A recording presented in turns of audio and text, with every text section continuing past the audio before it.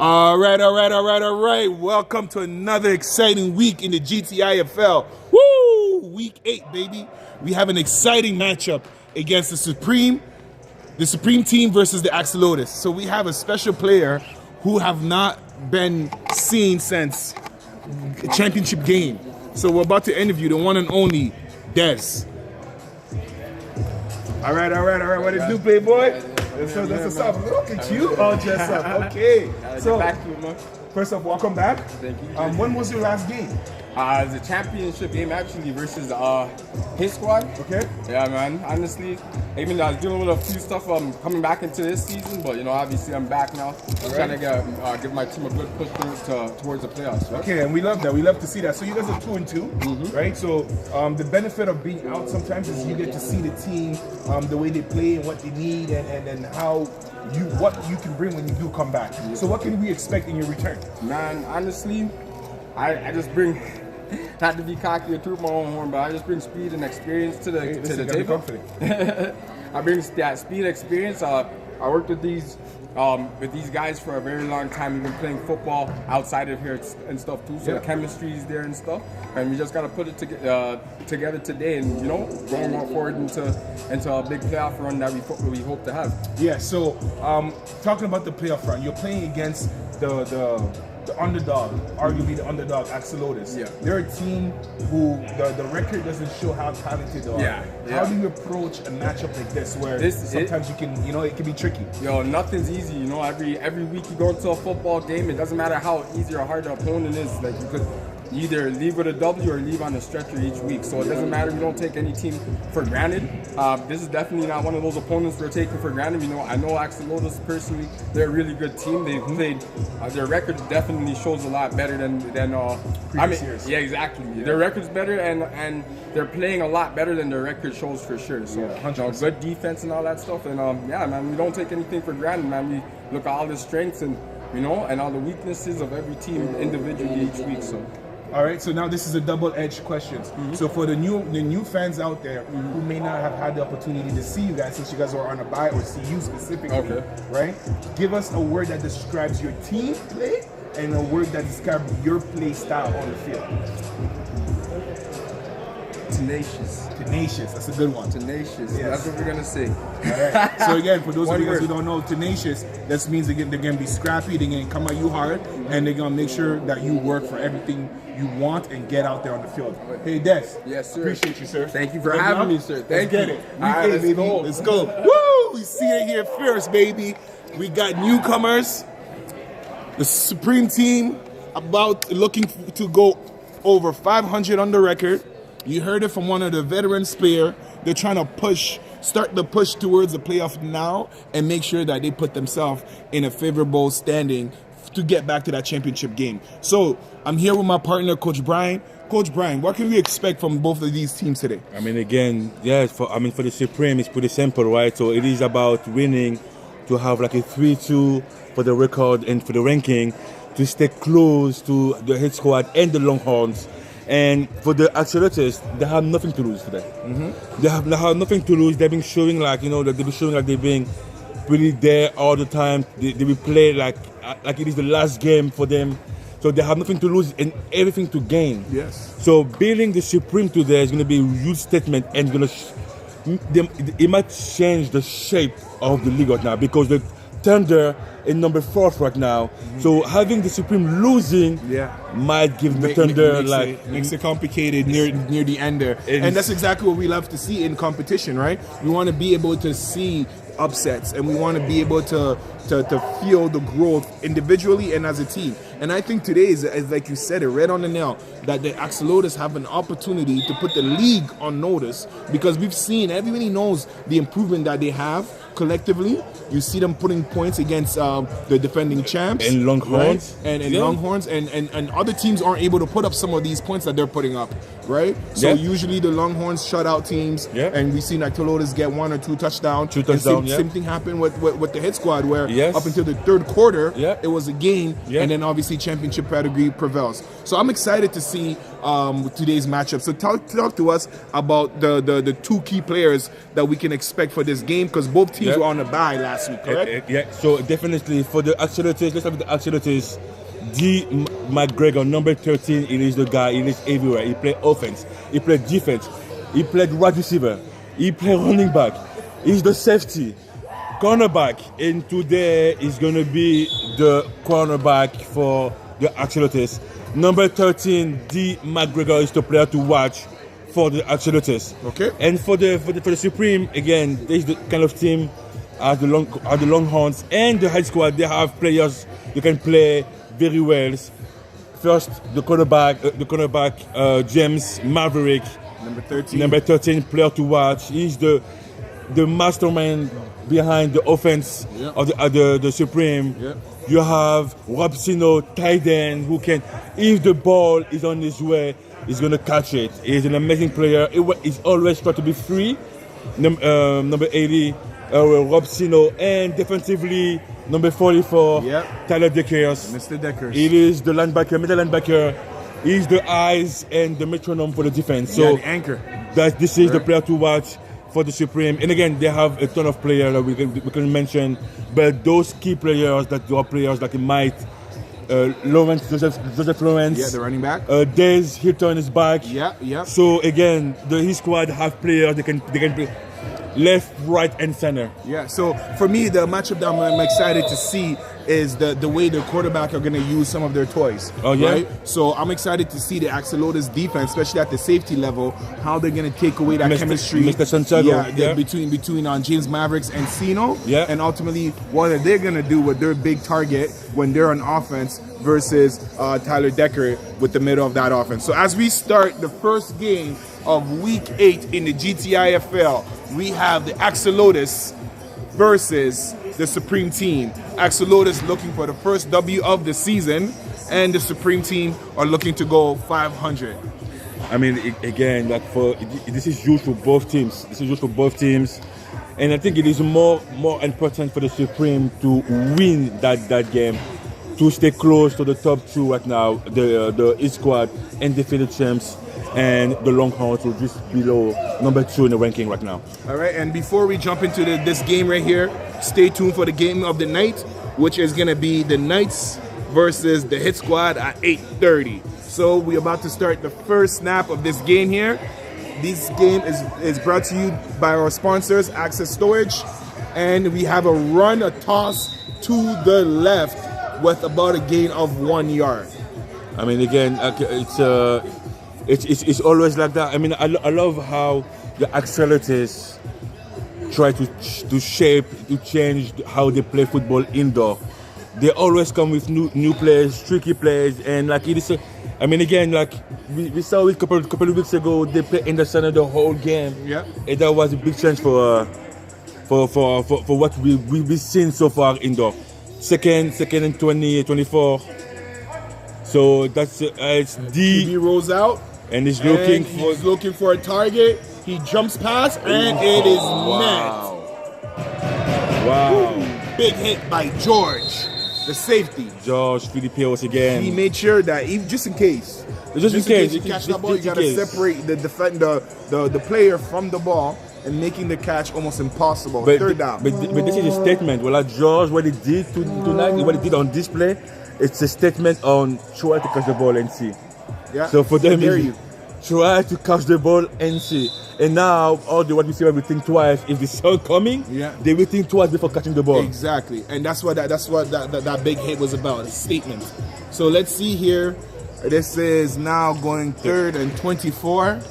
So we can expect a passing play here from the Axolotls because they need to get to the half. So we see the formation on a 21. Bad snap. Quarterback rolls out, avoids a couple tackles, and gets crunched by number 44 and 80, both on the tackle. That was a hit. You can hear the hit from all the way up here. That was a hit. You can definitely hear the hits from all the way up here.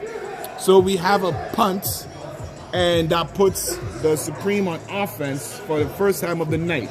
And we see our interview player of the week, Des Hilton, making his debut since last season. No, not on this drive. So let's see what the Supreme team does. Should be a quick play for that first down, considering how far they are. I mean, James Maverick loves having tricky plays. Yeah. So if I know this team is going to be a read option, probably to a running back, Joseph to the outside, of course, and you see it. Big hit, and he keeps going. Oh, they blew it. Oh, wow, they blew it. Listen, it's a safety reason why they do that. Yeah. But for the most part, he was gone. I mean, we have some laundry. Let's see what it is. So it looks like it's on the offense because it's going back. Holding offense. Yep. So if I'm an Axolotls, you see the very first play. They see that formation. As long as James Mavericks is in that backfield, he's always going to hand it up to his running back just to see what the defense is doing. But it doesn't mean that it's going to be a run play. They got to be able to play discipline and have their head up and be able to react to the ball and not so much just attack it with no intention. But this is what I do love the mind of James Maverick. He loves playing with like the mindset. And he loves playing, that's a run for Joseph. And we have more laundry on the field here. Yes, what is it? That was holding. So it looks like an offside on the defense. Somebody probably lined up outside of the box. The box, yeah. So again, first down. Still first down.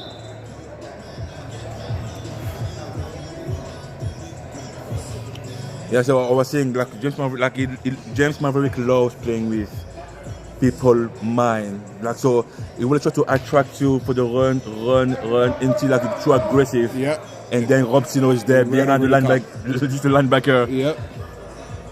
To get the ball. So let's see. So we have Robson on the motion. Two running backs. Maybe a pass now looking deep.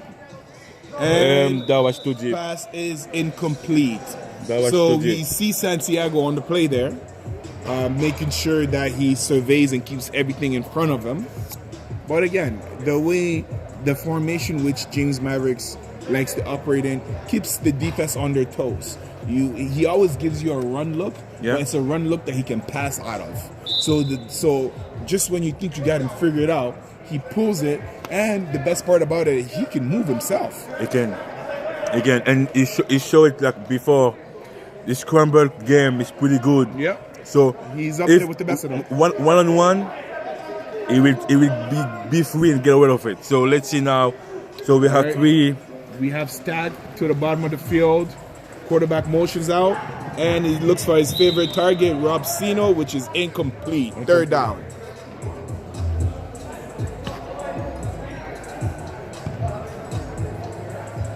So, I mean, now they have a pretty long third and long for the Supreme. And we can expect a pass right here. So again, if I'm Axolotls, I'm peeling if I'm the D-line of Axolotls, I'm peeling my ears back and I'm playing an aggressive contain, making sure that all he can do is pass and climb the pocket. And if I'm those DBs, I'm giving up the middle of the field and keeping everything in front of me. Big time. So that way they don't cross the half. Definitely. I agree 100%. It's going to be a good snap. It's going to be a pass. Wow. That's for Andrew. And we have on the second effort, we have the first down. Andrew Wall with the reception. Hey, James is spoiled, man. He has veterans all around him that understand their role and know exactly what they need to do on the field. Because that catch initially was cut short. Yeah. But after the contact, you see that second effort, the receiver to be able to cross and get that first down. And that is the first down brought to you by Krypton Stills. So we have a tight end, two wide receiver on top of the screen, one running back, Joseph. That's going to be a run. And he reverses a counter, and the defense swarms, and it's all over that. Nice defense. No gain. Nice defense from the Axolotls. Hey, and sometimes that's what you gotta do. So now we see number 11, the big threat, come in and making sure Adrian. that he adds some extra pressure so the quarterback doesn't feel comfortable back there, because he has shown already that he's not scared to take some targets down the field. No, So definitely. let's see what kind of pressure Adrian can add to the quarterback. I mean, again, it's been. I mean, he can play both sides. He can play offense and defense, but I think he's way more comfortable playing defensive end. And he can definitely. Oh, that's a nice. And Santiago with the pass breakup. That's going to be a third. Woo, that was a good play. That's a good read by the safety, being able to roam and understand where The ball goes. you are supposed to have support, because technically that was a one-on-one coverage.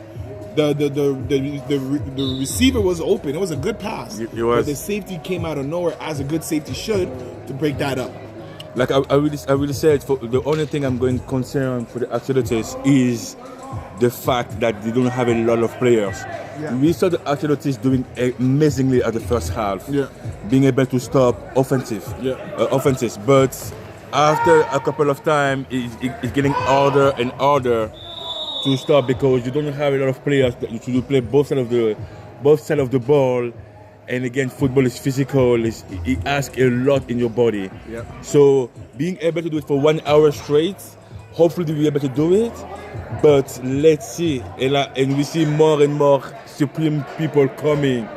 I mean, again, it's. I think it's the first time we're seeing that much. They're loading up. They're definitely a stacked squad. Yeah. And in previous week, we see they were short, and it looks like they might be to the full capacity this week.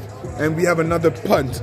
So both teams starting off their first offensive possessions with a punt. And again, I mean, I'm not surprised by the Supreme defense to stop any offenses, any type of offense. But for the Axolotls, again, it's the good. Like there's going to be a snap, a quick pass for Adrian, number 11. Going. Oh! Wow! That's a big play. Wow. Big play. Adrian, That's number two broken 11. tackles and some yaks after the play. I mean, and again, I really wish the Axolotls had more players, because they have skills. There's potential. They have skills. So like it's. Listen, I always love a good game, and I always love me a good underdog. And I think at the very least, if nothing else, they've earned that right to say that they are the beloved underdogs of the league, not just because of the records, but the talent. The talent is there. Every single week, they're actually getting better, and that's a lot more than some of these teams who are at the top can say. Right, just the way they move, the way they play together, you can see that this is a team to be reckoned with, and it's just a matter of time. So we have the first play, Gain of 1 yard. Gain of 1, second down. Second and 24 yards to score. So people, if you're new for this league, so pretty much the rules are depending on where you start. So if you start right now, so you have 4 attempts to score, 4 attempts to score, or 4 attempts to reach for half of the field if you go in the opposite side, and then you reset. And we have a bad snap here. Quarterback heads off to the running back, and it looks like he was down.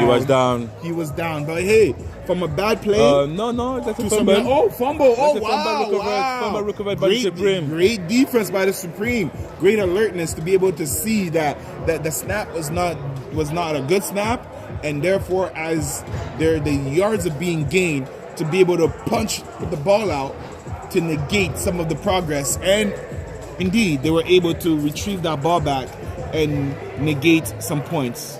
So we have the Supreme on the second possession of the game, first down. That's some good defensive awareness. He was. First down, and 18 yards for the Supreme.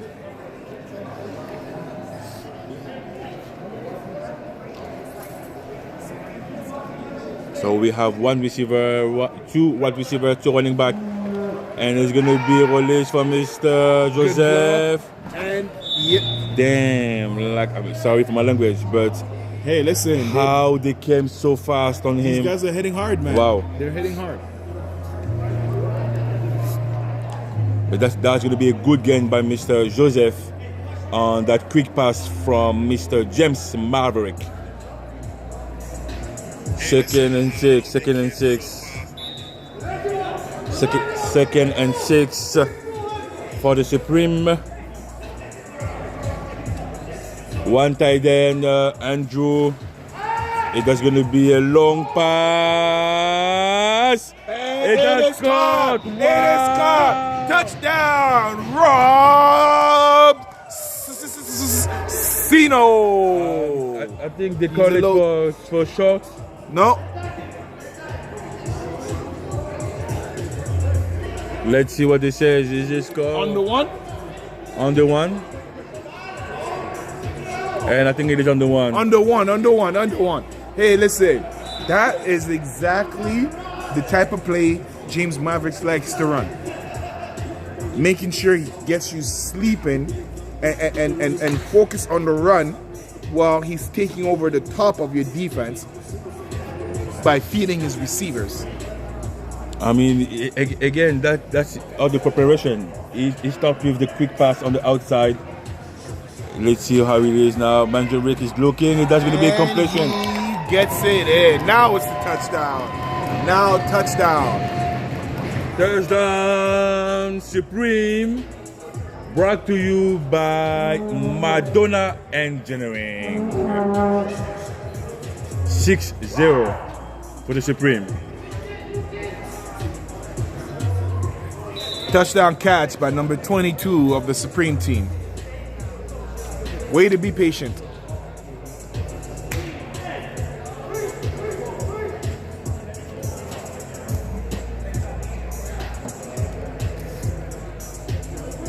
Let's go for the conversion.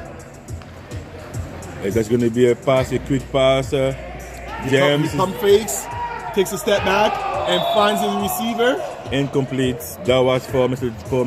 Lawrence. Hey, that was not an easy catch to make, but he definitely, I give him A for effort. I mean, yeah, James Maverick tried to put it on his outside completely. Yeah, so that he's the only one who can catch it. Exactly.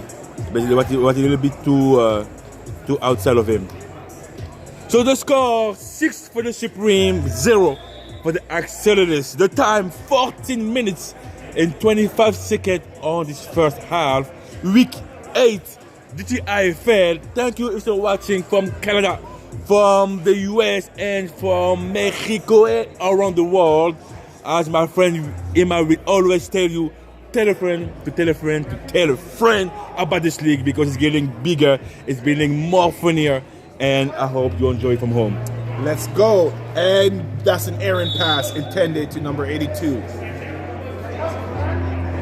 All right, so as we enter the second, so this would be about second quarter if we had 4 quarters.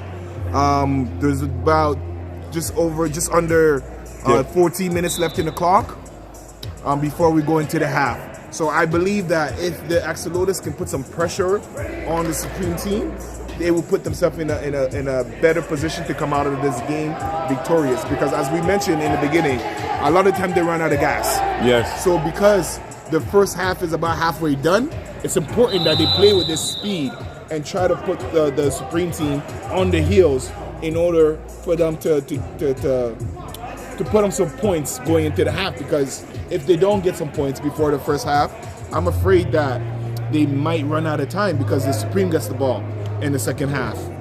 But I think it is an issue, a recurring issue, when you play a team like Heat Squad, Longhorns, or even the Supreme, to be able to even have a chance to win, you have to stay close to them. You cannot give them 2 score points and then think you're going to come back from that. So it is very difficult to, it's not easy for sure, but it is something that you have to do when we see Mr. D. McGregor being stopped by a big group. That play has potential. I feel like the swing player who's on motion needs to be in front of the quarterback in order to block. But then again, it seems like as far as the scheme is concerned, they want him there as an option in case the quarterback was to get rid of the ball. So again, that play to me, I think that the idea, the intentions are there. It's just a matter of being everybody on the same page. Definitely. Because we see the Supreme rallying, and that could be something that you can use against them with that aggression. And so we see a punt. We have a punt, virtual punt. And now the ball will go back 1st and 10 for the Supreme, and they will have 4 attempts, 4 downs to reach half of the field. So same formation, 2 wide receiver, 2 running back. It's going to be a run for Mr. Des Hilton on the outside. Oh my God, number 9, who stopped. We have a Des. holding on the offense. Holding on fence.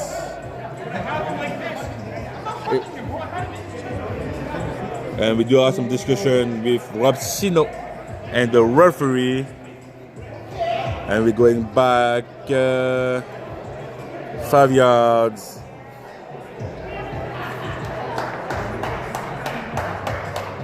Really, I mean, again, like my only thing I'm gonna say about the Axolotls is the number of players they can play. Week 1, they came with like 20 players. That was like wow.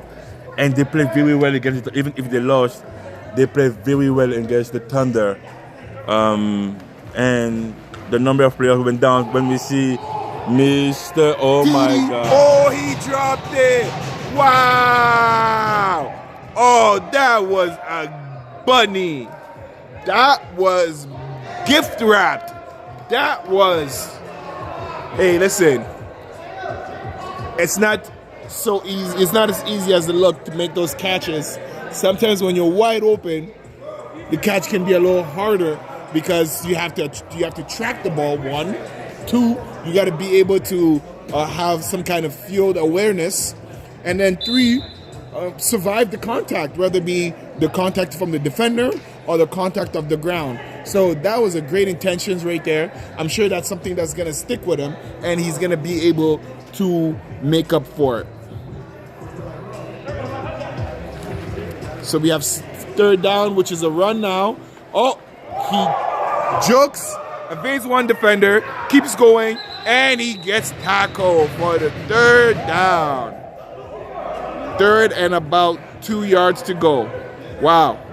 Now that's some good running right there. That was some good running right there. The way he cut that back and kept his eyes up to be able to take whatever lane that the defense is giving him and then to counter it to the opposite side of the field to gain some real positive yards. That's pretty impressive. Good run, Mr. Joseph Lawrence.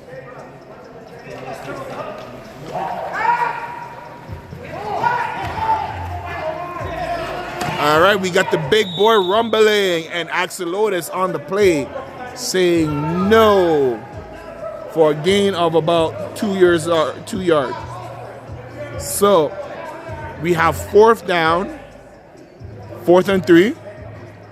We can expect the Supreme to go for it.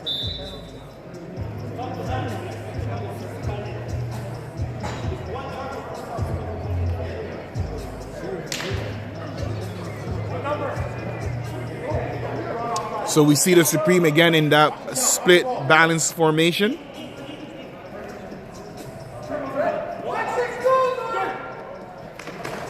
Quarterback keep, intentional run, and it's short, it's short, it's short, it's short.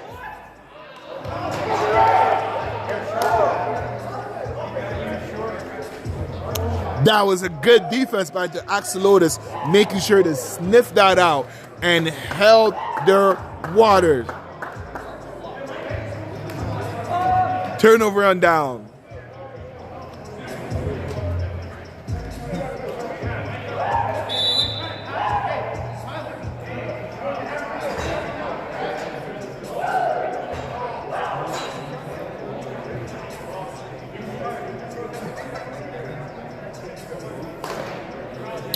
So this is the best field position Axolotls has been in based off of the body of work. We know they've crossed the half already, but let's see if they can get some points. And we see on the center, it is a run, big run by number 9, gain of 5.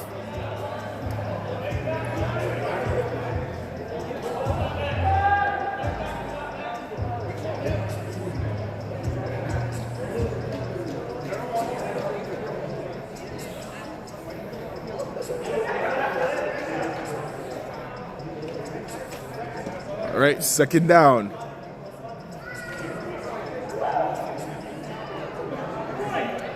So again, shout out to all of the viewers in the attendance. We appreciate you. If you have the opportunity, you should come in the arena and feel the energy, feel the excitement. But we appreciate you tuning in from home. So to our brothers in the States, in Mexico, and in Canada, we appreciate you for tuning in. And we hope that you're enjoying the show. So tell a friend, to tell a friend, to tell a family member to check the GTIFL, the hottest indoor league in Canada. And we got third down with no gain.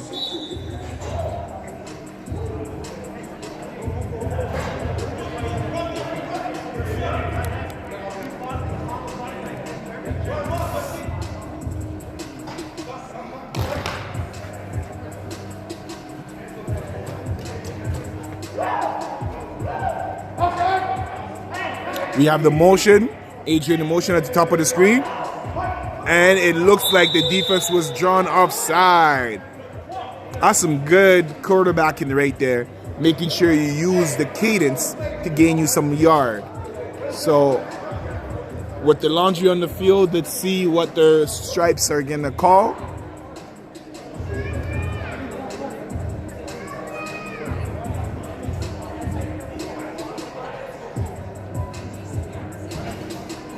There you go. So we have third down, gain of 5.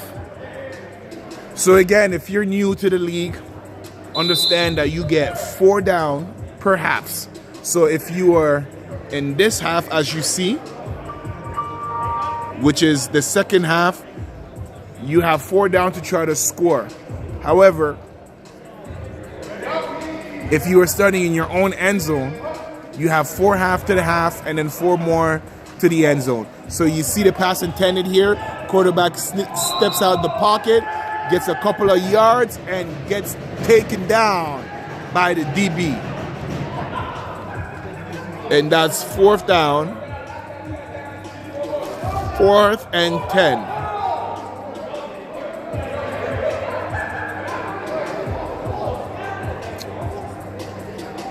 So this is 4th and long, and we can expect another passing play here. So the defense is definitely on alert. You see them coming out in that man-to-man matchup with Decker patrolling the middle. High snap. Quarterback rolls out, gets rid of the ball, and read in his receiver's hand, incomplete. Pass intended to number 5, Mr. Santiago. Incomplete. Turnover on down.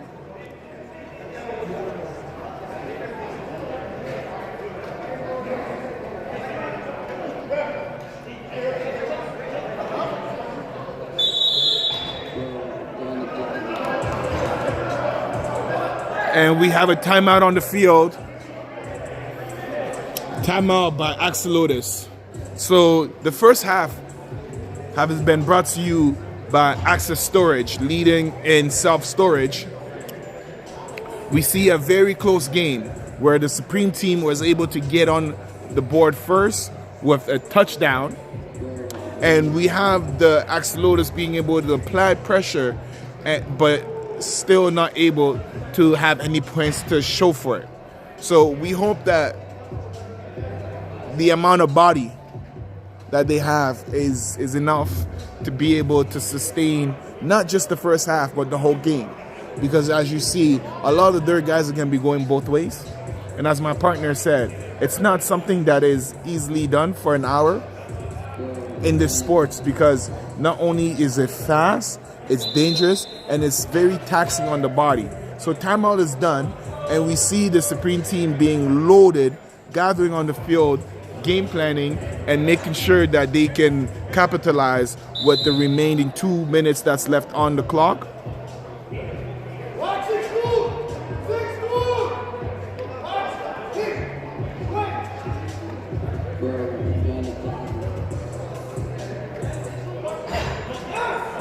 All right, so what are we gonna expect here? Quarterback is under pressure, steps up, rolls out, and gains about 7 yards.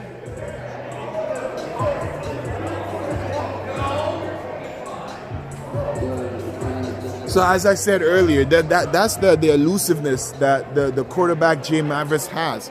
He doesn't always use his feet, but when he wants to, he's as capable as any other quarterback in this league, where he will get the yards for the sake of getting the yards, not for the stats, which is pretty selfless and keeping his team in a second and manageable. So second down, pass it, and it is caught to our key player, Des Hilton, for the first down.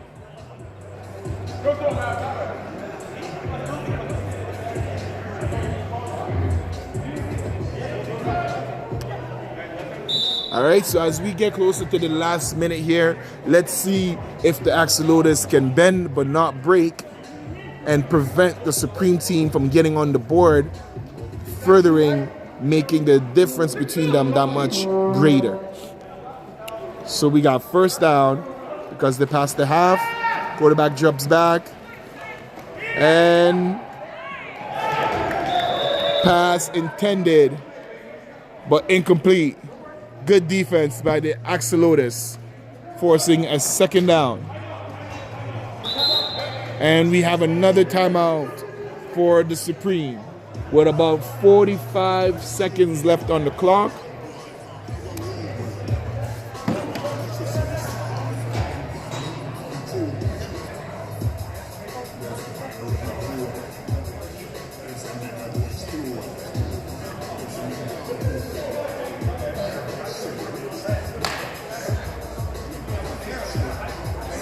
So we can expect the Supreme to use this timeout strategically in order to try to capitalize on every single second on that clock.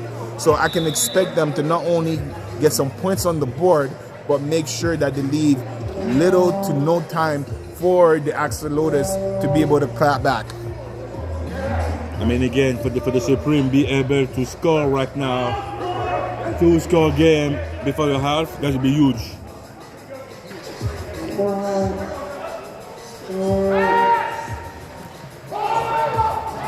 That's going to be a little bit too high and too short for Mr. Robsino, and that is going to be 30 seconds, third down, 30 seconds.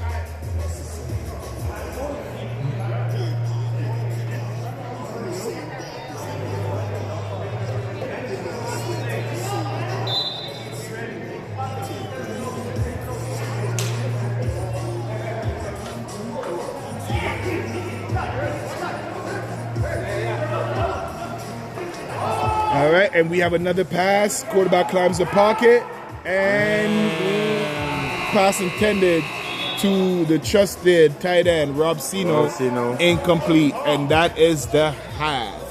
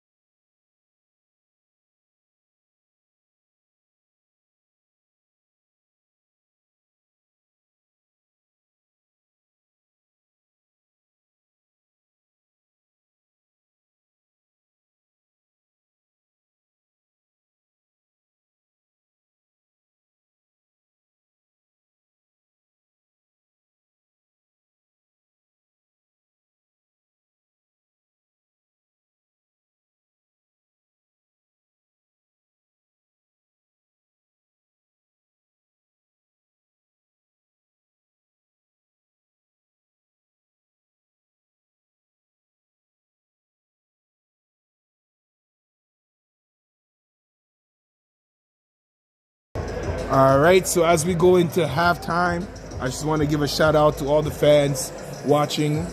We have some new fans, rather be if it's your first time watching because your husband got you into it. We appreciate you and we see you. And let a friend know what you're doing on a Saturday night. If you can't make it in here in the arena, tune in on YouTube. So, as I love to say, tell a friend, to tell a friend, to tell a family member that we want your support, we want your love, and we are here to entertain you. So take this moment, get some popcorn, and get back to your seat.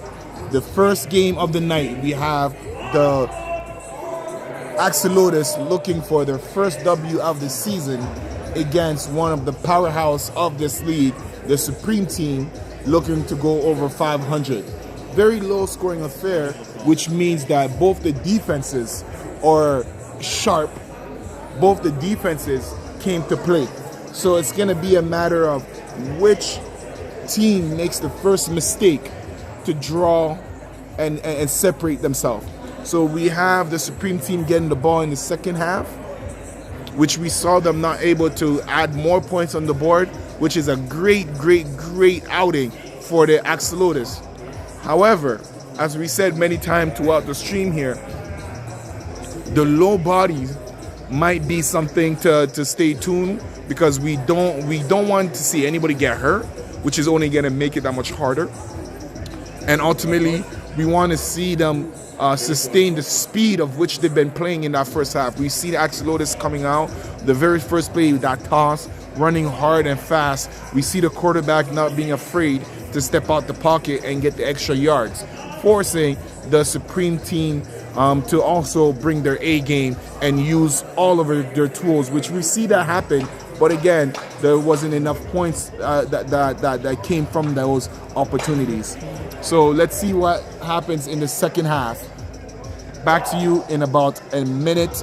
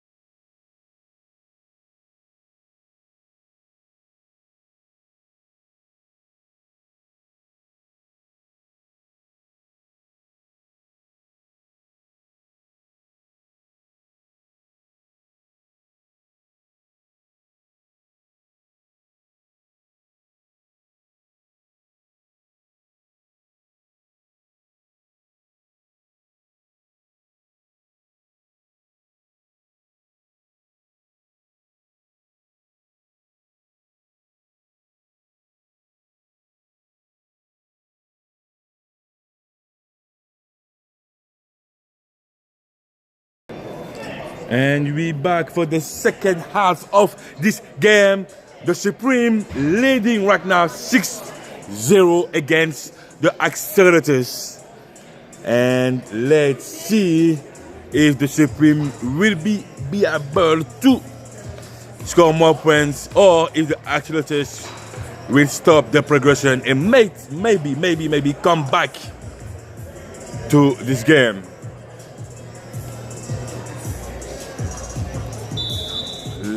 And we do have the same squad, the same defense for the Axolotls. First and 25. 25 yards for the Supreme to cross half of the field to reset the down. And there's going to be a run for Mr. Desilton on the outside. And he makes one tackle miss. Whoa, do you see that stiff arm? Wow. I think he's starting to get back to his old shape. Wow. Dez. He was injured, but he never stopped, being on the gym. He was always on the gym, practicing, working on his leg, on his, in every part of his body that wasn't injured. So he's a machine. He's a machine right now. Second and 10 for the hit squad and Dez. We have Joseph Lawrence, number 7, running back. That's going to be a pass, a long pass for Mr. Andrew. What a catch! He catches! What a catch! Way to make up for that catch in the first half. We saw him drop a touchdown in the end zone. But as the veteran that he is, he made sure that he goes up and gets that catch, and not only just get the catch, secure the catch from the contact of the ground. And we see that he wasn't necessarily wide open. It was pretty hard catch to make, to adjust in the air, and wow is all I can say about that. What a catch. Wow, what a catch by Mr. Andrew Ward. And we have a player that's down. Hopefully he's okay. Number 5? No, not number 5. Oh wow. Again, they're pretty short right now. Hopefully he's going to be able to come back. But let's go back. If we can go back to the replay, because that catch was something else. That pass was amazing too, by Mr. Andrew Hall.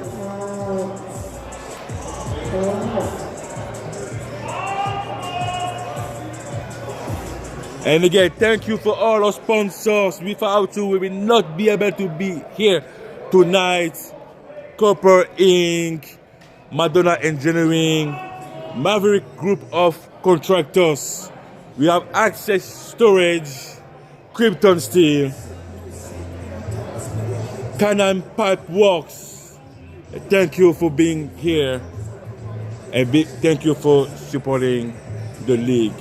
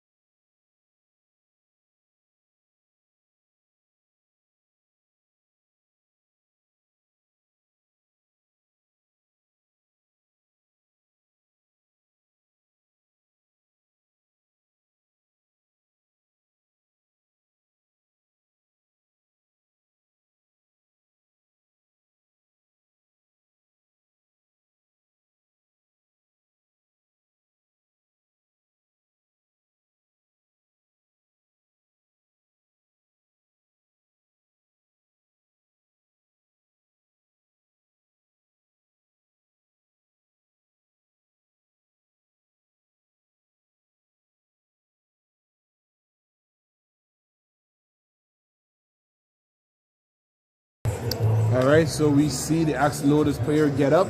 Seems like he may have injured his back there. Hopefully he's okay and he returns soon. But as we said many times, they're already a short numbers, so they cannot afford any injuries. Because a game like this is a game where injuries might be the thing that bites you if it's not going to be the time. So we have the Supreme team. Well, Incomplete. It did hit the board first. wow. It did hit the board first. Wow. So that would be second down. No, going on third down. No, second. Yeah, second down. Second and 10. Second and 10 for the Supreme. After that pass, a little bit too wide for Rob Sino. It looks like James wants to have a statement on making sure the ball goes in touchdown. He wants to score. I think he saw the power ranking and realized what's keeping him out from that MVP race. And as we heard the key player interview, they're trying to get into playoff mode, and we see them going to the big boy. And look at that defense swarm to the ball. Amazing. Wow, that's good, beautiful to see. Amazing again, like, I love the fact that they're using more the eligible O-line. That's a more player down the field, the tricky plays, but the defense, they came really quick to him. They came quick to stop him. And even if like they're pretty good position right now for the Supreme, if the Axolotls can stop them it's crucial. 2 more times. Yep. And they can stop them 2 more times on that drive, it's going to be used for them. Third and 10. 2 more chances to score. 2 more chances. And it's looking. Oh, we have a flag. We do have a flag. And it's a touchdown. It's a touchdown. Sino. Mr. Rob. So we have a push off on defense, which is a pass interference that's going to be declined. So we see Rob Sino make the hard catch. You hold him, you cover him, you can do whatever it takes. Throw the whole kitchen sink at him if you have to. He'll find a way to make that catch. And the chemistry between him and James Maverick is one of the best combos that we have in this league. Again, they've been playing together for how many years? So it is more than natural for them to have this type of connection. They can call each other, they can see, they can communicate, even talking at that point. It's cerebral almost. Exactly. So it's see them going for 2. Quarterback rolls out and finds his target wide open. Oh wow!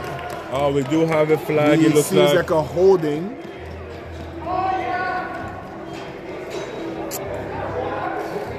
That was too easy. That's gonna be a redo.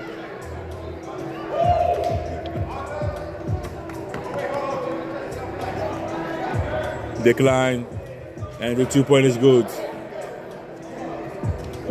That was way too easy. 15.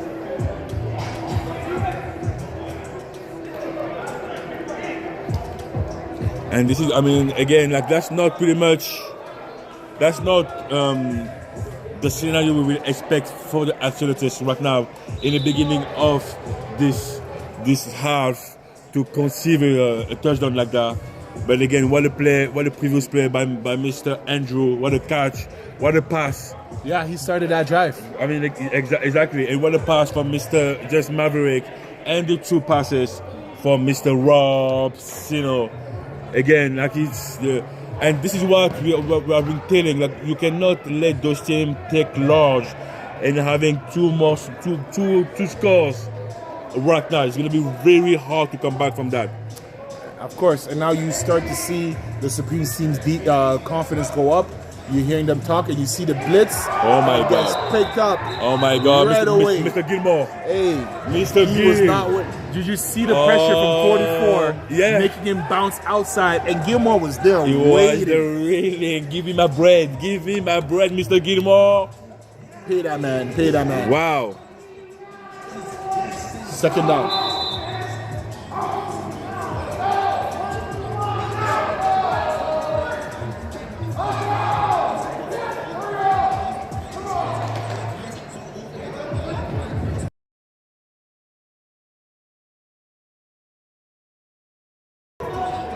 And second and 25 for the Axolotls. That's biggie that, baby. Hey, then we have a play action. Oh, what a And he play. gets outside, avoids the blitz, makes Oh, another tackle miss, wow. and he's down. And we do have a have couple laundry. We do have a landry. I mean, again, give Mr. D. Mr. McGregor, be able Listen. to be out of that after 3 amazing players on him. Yeah, and he made them all miss. Wow. And the truth is, we saw him in the first half use his cadence to be able to gain some yards. And now we see him use his athleticism to evade defenders, not once, not twice, but 3 times. 3 times. To ultimately get the flag, which I think, based on the yardage, might be a major. So Yeah. I'm going to assume that was a face mask, which puts them about 7 yards away from the first yard line. 2nd and 7. 2nd and 7. So now it's just about making the defense pays for those crucial mistakes. So we see them in a bunch formation, toss. Oh my And- God. Who went down like that?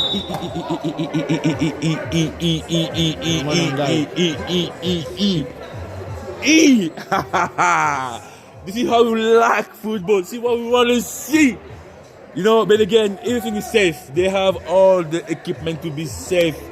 Helmets, I mean, one of the top helmets, shoulder pads. I mean, again, it's a physical, it's a dangerous sport, but it is way safer now. Hey, listen, it is the other than fighting, there's no other sports that gives you this much emotion. So we see a quarterback sneak for the first down. Wow, down. that was Wow. unexpected. Great call. Wow. So like I was saying, other than fighting, whether it be boxing, MMA, any sort of fighting where it's one-on-one, there's no other sports like football where the adrenaline is at an all-time high All-time. because of the contact Yeah. that you're getting.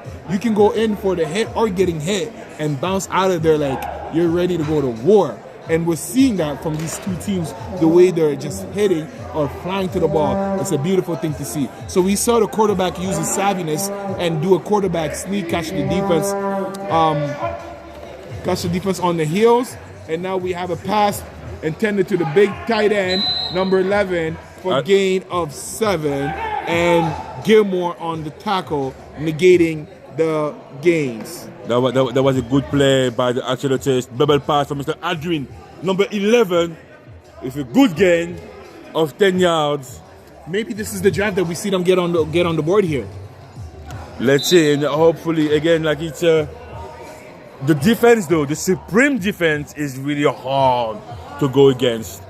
With Mr. Gilmore just scouting, checking the middle field, and blitzing all the time. And we have the blitz pick up. Oh! Pass intended to number 82, and it was just a little too high. But hey, I love the way the Axolotls are recognizing the blitz. They're able to pick it up, buying the quarterback some time. The quarterback just needs to be able to trust himself and be more poised because the reads are there, the throws are there. It's just a little too high, a little behind, or what the case may be. And you can attribute that to the pressure that the Supreme team is putting on them. I mean, again, when you see like a torpedo, like number 44, Tyler Dicker coming at you, you have to react very, very quick. And so far, Mr. D. McGregor, this is what he's trying to do, trying to react to Tyler Dickers. But it is hard. Like it needs like someone like we see Justin number 9. We're seeing Mr. Santiago right now, and Mr. McGregor with The quarterback keep, escapes, he keeps going, keep those legs going. Oh, and he's down. He's down.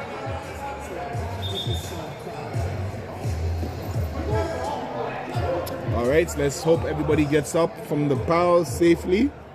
Everything is good, and we have third down. They are down for the Axolotls. Fourth. Let's see, they don't see. What down? Ref, what down is it? Fourth?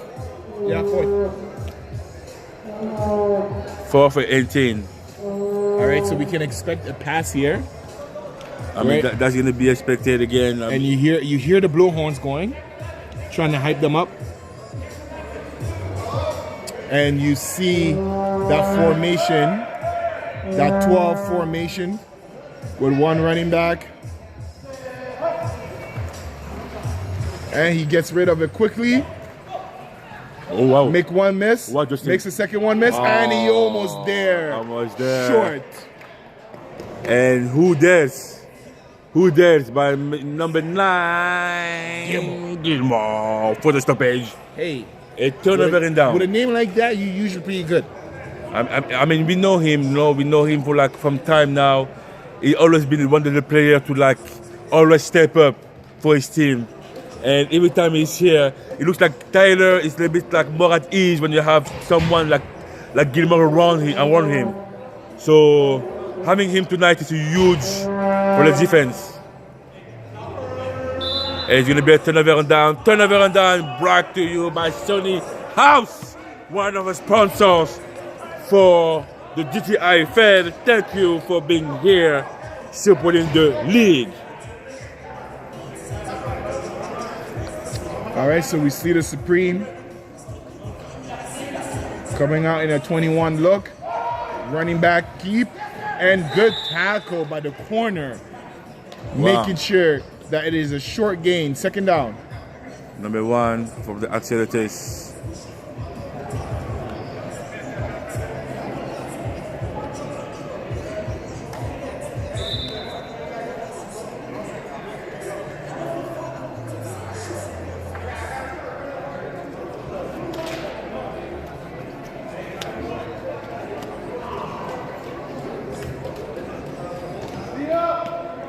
Second down, no.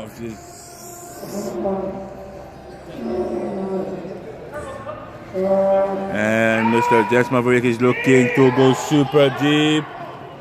And that was a little bit too deep for Mr. Andrew Hall, and a double coverage by the Axolotls. That's going to be now third and 18 for the Supreme.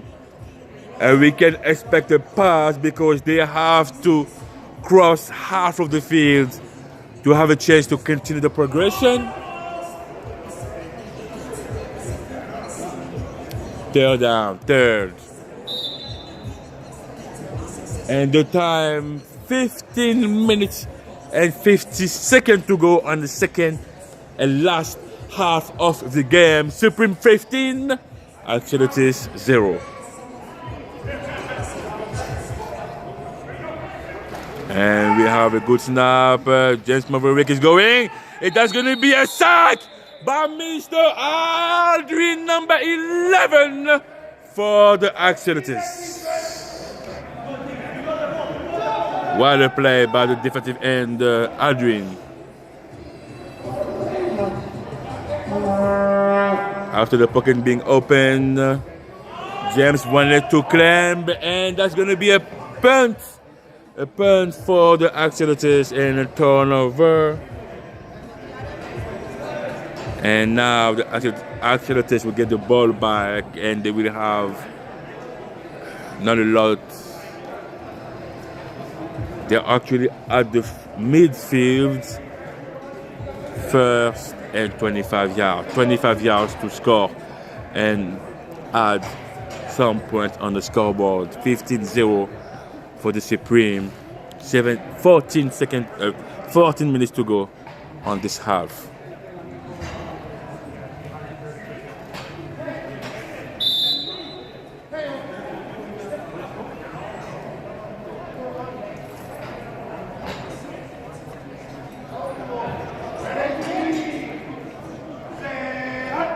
And that's going to be a run, number 9.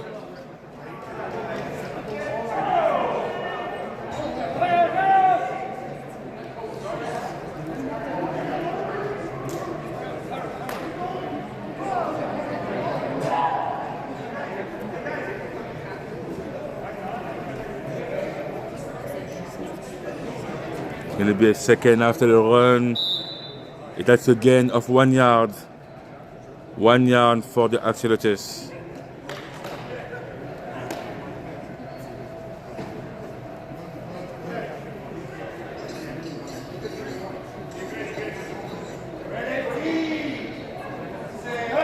And that's gonna be a quick pass on the outside, incomplete. That was a pass from number 82, incomplete. The pass was too low from D. McGregor.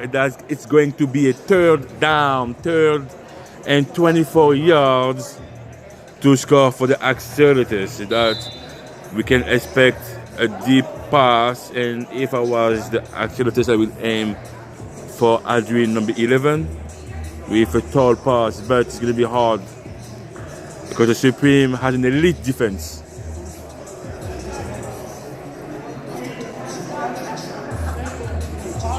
And they will have to go quick because they don't have a lot of seconds to for the snap. They have oh my God! What a play! What a play by Mr. Gilmore, number 8, Mr. Gilmore with the stop. And that's going to be a turnover, and that turnover brought to you by Copper Inc. One of our sponsors. And again, if you would like to collaborate with the league, please, you can go on the website GTIFL and you'll be able to find all the information on how you can collaborate. And shout out to all of our viewers. I don't know if anybody's celebrating their birthday, but if you're, happy birthday to you from everybody here at the GTIFL. We appreciate you, and we hope that you are enjoying your day. First and 20 yards for the Supreme. Mr. James Maverick, that's looking deep for a pass. He's looking. Oh my God! Oh my God! Wow! He would have been gone. He would have been gone. He had the angle. That ball was beautiful on the traffic. It was just on his hand, and they had to go extra to do extra work. That ball was beautifully thrown by Mr. James Maverick, and that's too sad. Then Robson wasn't able to control the ball. And he didn't even have to stop, and the stride was on there. On the traffic. Keep going. That's it. Wow. But Rob likes to make hard catches anyways. Hey, that's going to be a pass again for Mr. James Maverick. Is looking. Last time, and then gets rid of it. Yeah. There he goes right back to his trusted receiver. Oh my God. Big hit. My God. Oh my God. Oh Big my hit. God. Number Big 9. hit by number 9. Woo. Damn, number Bringing 9. the hammer. Yeah. That is third down. They will tell them again what a catch by Mr. Robson. Listen, he doesn't care if you can full speed at him. He's gonna make sure the ball goes to his hands. If he catches, he can control. Stick him. He doesn't Call him Rob Stick'em-Sino. He doesn't it's Because he barely drops that ball. doesn't matter. And if he did drop one, guess what? The next one is being caught. And we do have an injury. Mr. Robson taking a knee.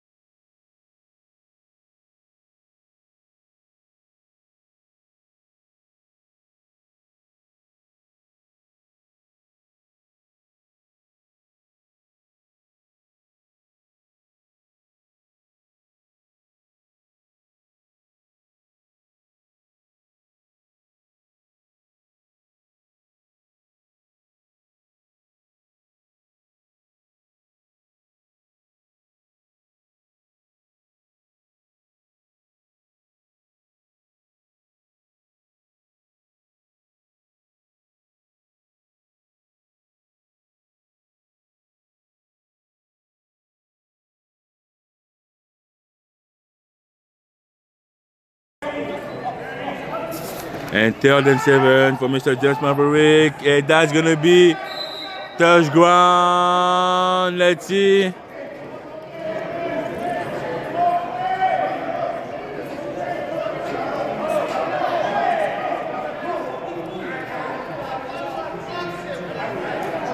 And we did have some, and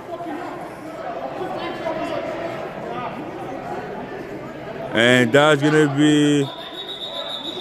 be a flag against the Supreme.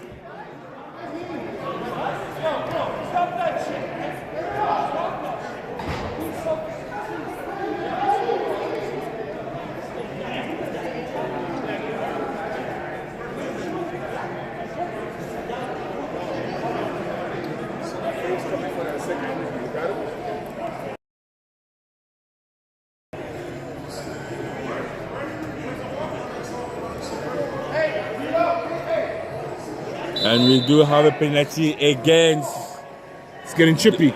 again, Mr. Sadler, Sadler and Mr. Adrian, who are again face to face right now. So it's going to be interesting to see what is going on. Between Adrian and Antoine. Antoine and Oh, we got a joke and got him. ooh, they came super fast. Mr. Adrian and Mr. Antoine, yeah. Antoine Sadler and Adrian.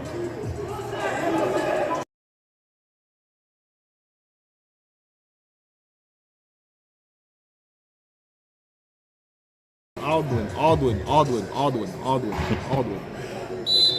My apologies, Aldwin. And that's gonna be a second and 30 yards. 30 yards for the Supreme.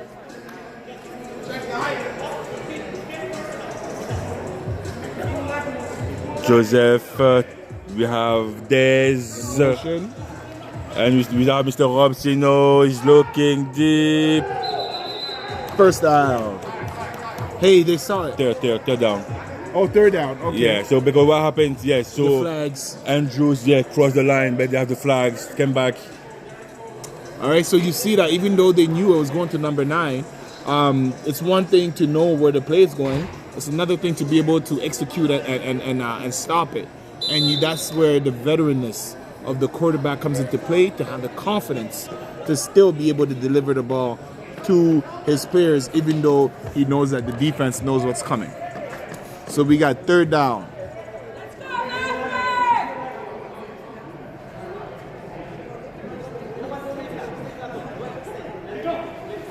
And Mr. Jess Maverick is looking. And he pumps, and ball intended to Rob Seed. Oh, let's go stick him. Mr. Stick Robsino, Mr. Robsino. The second touchdown of the evening for him. Hey, Mr. listen. Robsino. The Supreme team are definitely trying to make a case, and I think that the interview by Dez was accurate. I think this is the best we've seen them all year, and the way they're just flowing, even though the score may not necessarily display that, they are moving on the field at will, up and down, and you can see that they're not rattled, except for the occasional flag here and there. Overall, they are confident that they can get points on the ball at almost any given play. Oh, wow. And the pressure comes. He escapes the pockets, stays behind the line of scrimmage, looks downfield, finds his receiver, and it's slightly too high. A little bit too high. Oh, wow. Do you see that time and pressure? What a play by Do you see the Mr. James Maverick. I mean, again, to be honest with you, I will say, like, he didn't like his ranking on the MVP. And it looks like something. So it's something like, is definitely so it's like, you know keeping what? fire. I will show the league, and I will show like that, you know, this page would like cover up pretty much like, you know, this tier like page, Instagram page to cover the league, that he wants to be up there. So like, he's definitely making a case, and for me, you don't got to convince me twice. I've always known him to be a baller, but that play is the epitome of James Mavericks. You see him comfortable and poised in the pocket, and then being able to just, like you said, that awareness to climb as the pressure is coming. Yeah. He could have ran for it, but he said, nah, I want to let my players, I want to show my players some love, and still throws to a wide open receiver, but except it was slightly too high. And here you see on this play, the whole field rumbling by a big tackle from the Supreme team. By Mr. Wow. Felipe Os. But that was still again by Mr. 9 of the Axolotls. Big run met by Hammerhead.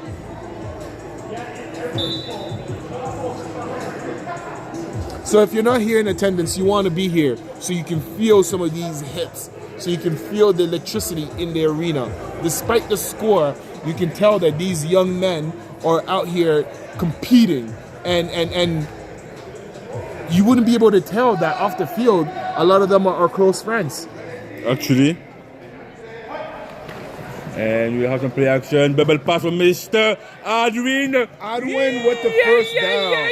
Puts his shoulder down and gets the first down. Mr. Felipe Os again does the stoppage.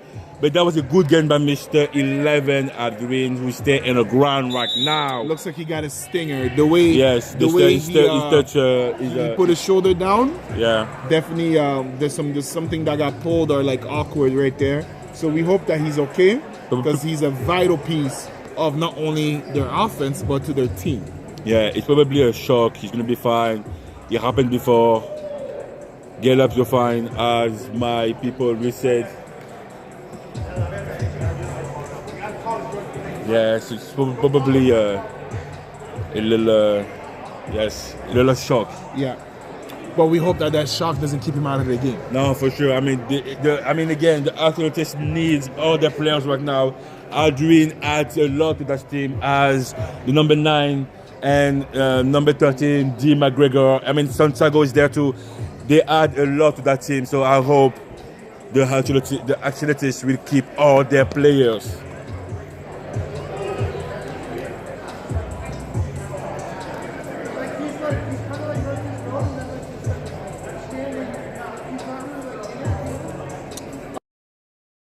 Keep you informed with what's going on. Let's look into the second matchup of the night.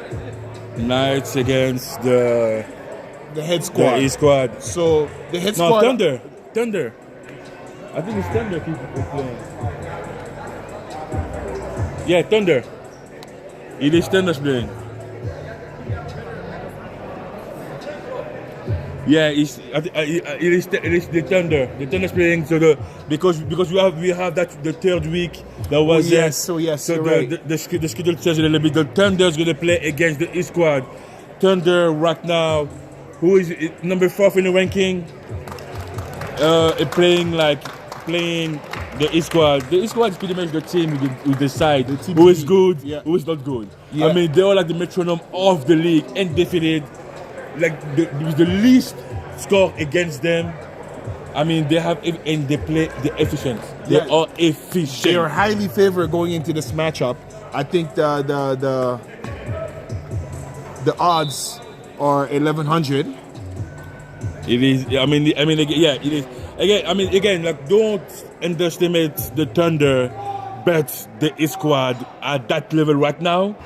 It's going to be hard. It's going to be very, very hard. It's going to be uphill to climb. So we see a toss here. Oh, my God. And he's gone. Look at that. Ooh, la, la, la, la, la, la, la, la. Oh, la, la, la, la. Oh, my God. Oh, my God. These guys came ready to play. I mean, again, on both sides, both of them. Pow, pow, pow, pow. Wow, amazing. That's what we love to see. Amazing. That was a good game. That was actually an amazing game by Daron. Good run.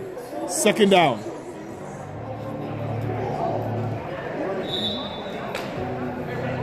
So this is the speed that I was talking about, where I'm happy to see the Axolotls being able to sustain it for a whole game, because usually they run out of gas. Exactly. But you're seeing them running super hard and super fast on offense and on defense. So I really do sincerely hope that they can put up some points for this kind of fight that they've displayed right here. Hey, that's going to be an interception. First turnover of the night. Ooh, and of course, who else but a veteran? Gilmore. Interception brought to you by Access Storage, one of the GTFL sponsors. All right, so it looks like that's the first turnover of the game, which, based on the time, might just be the game, set, match. I mean, again, that's going to be the last possession pretty much for the Supreme. Unless they can get a turnover and score here, we can safely say that the clock is no longer their friend. And that was the best opportunity they had to get some points on the board. So right now, this possession is a possession of pride, making sure that you don't give up more points and that you let them know that it's one of two things. One, we were short in bodies.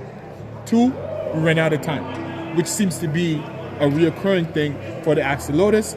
But if we can reward them for their effort, to me, this is by far one of the better games they played based on the intensity and the speed they displayed on the field. And again, I mean, again, against the Supreme, that's not nothing.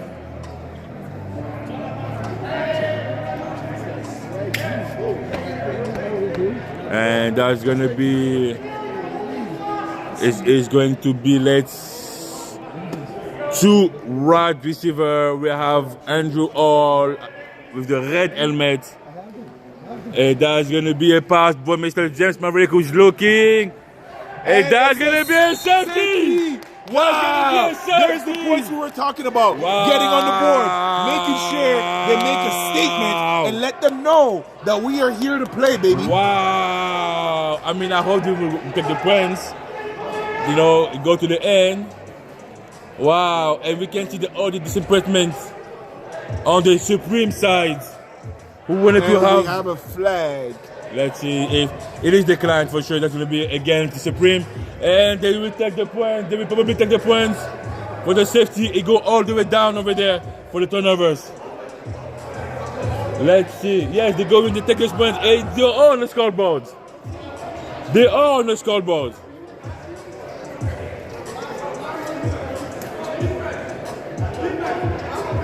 And as we're going to a 30-second mark, please stay before the second half because we will have one of the best players on the best team right now.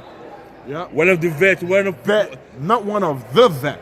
Arguably the oldest player in the league. Who always show up. But you would never be able to tell. Always. Because the speed of which he's playing, for at least 10 years he should have been retired. But this guy drinks, I don't know what he drinks from the fountain of youth. And he is going to showcase his talent as we see the guys playing hard on the field. Number 9 came ready to play today. Number nine. I mean, I think his name is Justin or Justice, one of the two. And sorry if we don't have you on the roster, but it's been 3 weeks right now. He's been balling with D McGregor, with the Santiago's. I mean, again, great pickup. That's going to be pretty much the end, the last possession. The last possession.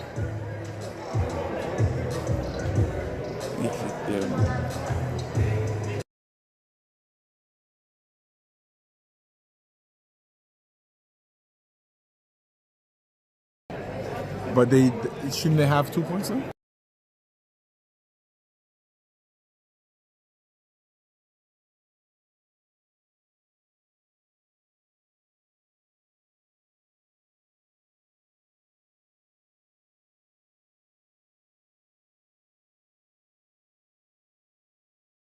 And that's going to be the last play of the game. Seems like. So they have 14 seconds to go. So maybe 2 plays. 2 plays, they go fast. Yeah. Adrian the ball. And stuffed with nowhere to go. We do have a flag. We do have a flag on the field. We do have a flag on the field. Might be offside on the defense.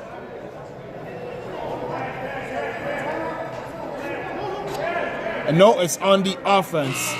So this would be the last play of the game for the Axolotls. So we can expect a deep pass against this veteran defense.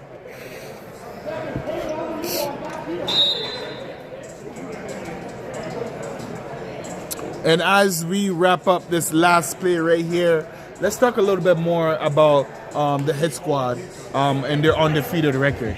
Man, that team is so loaded.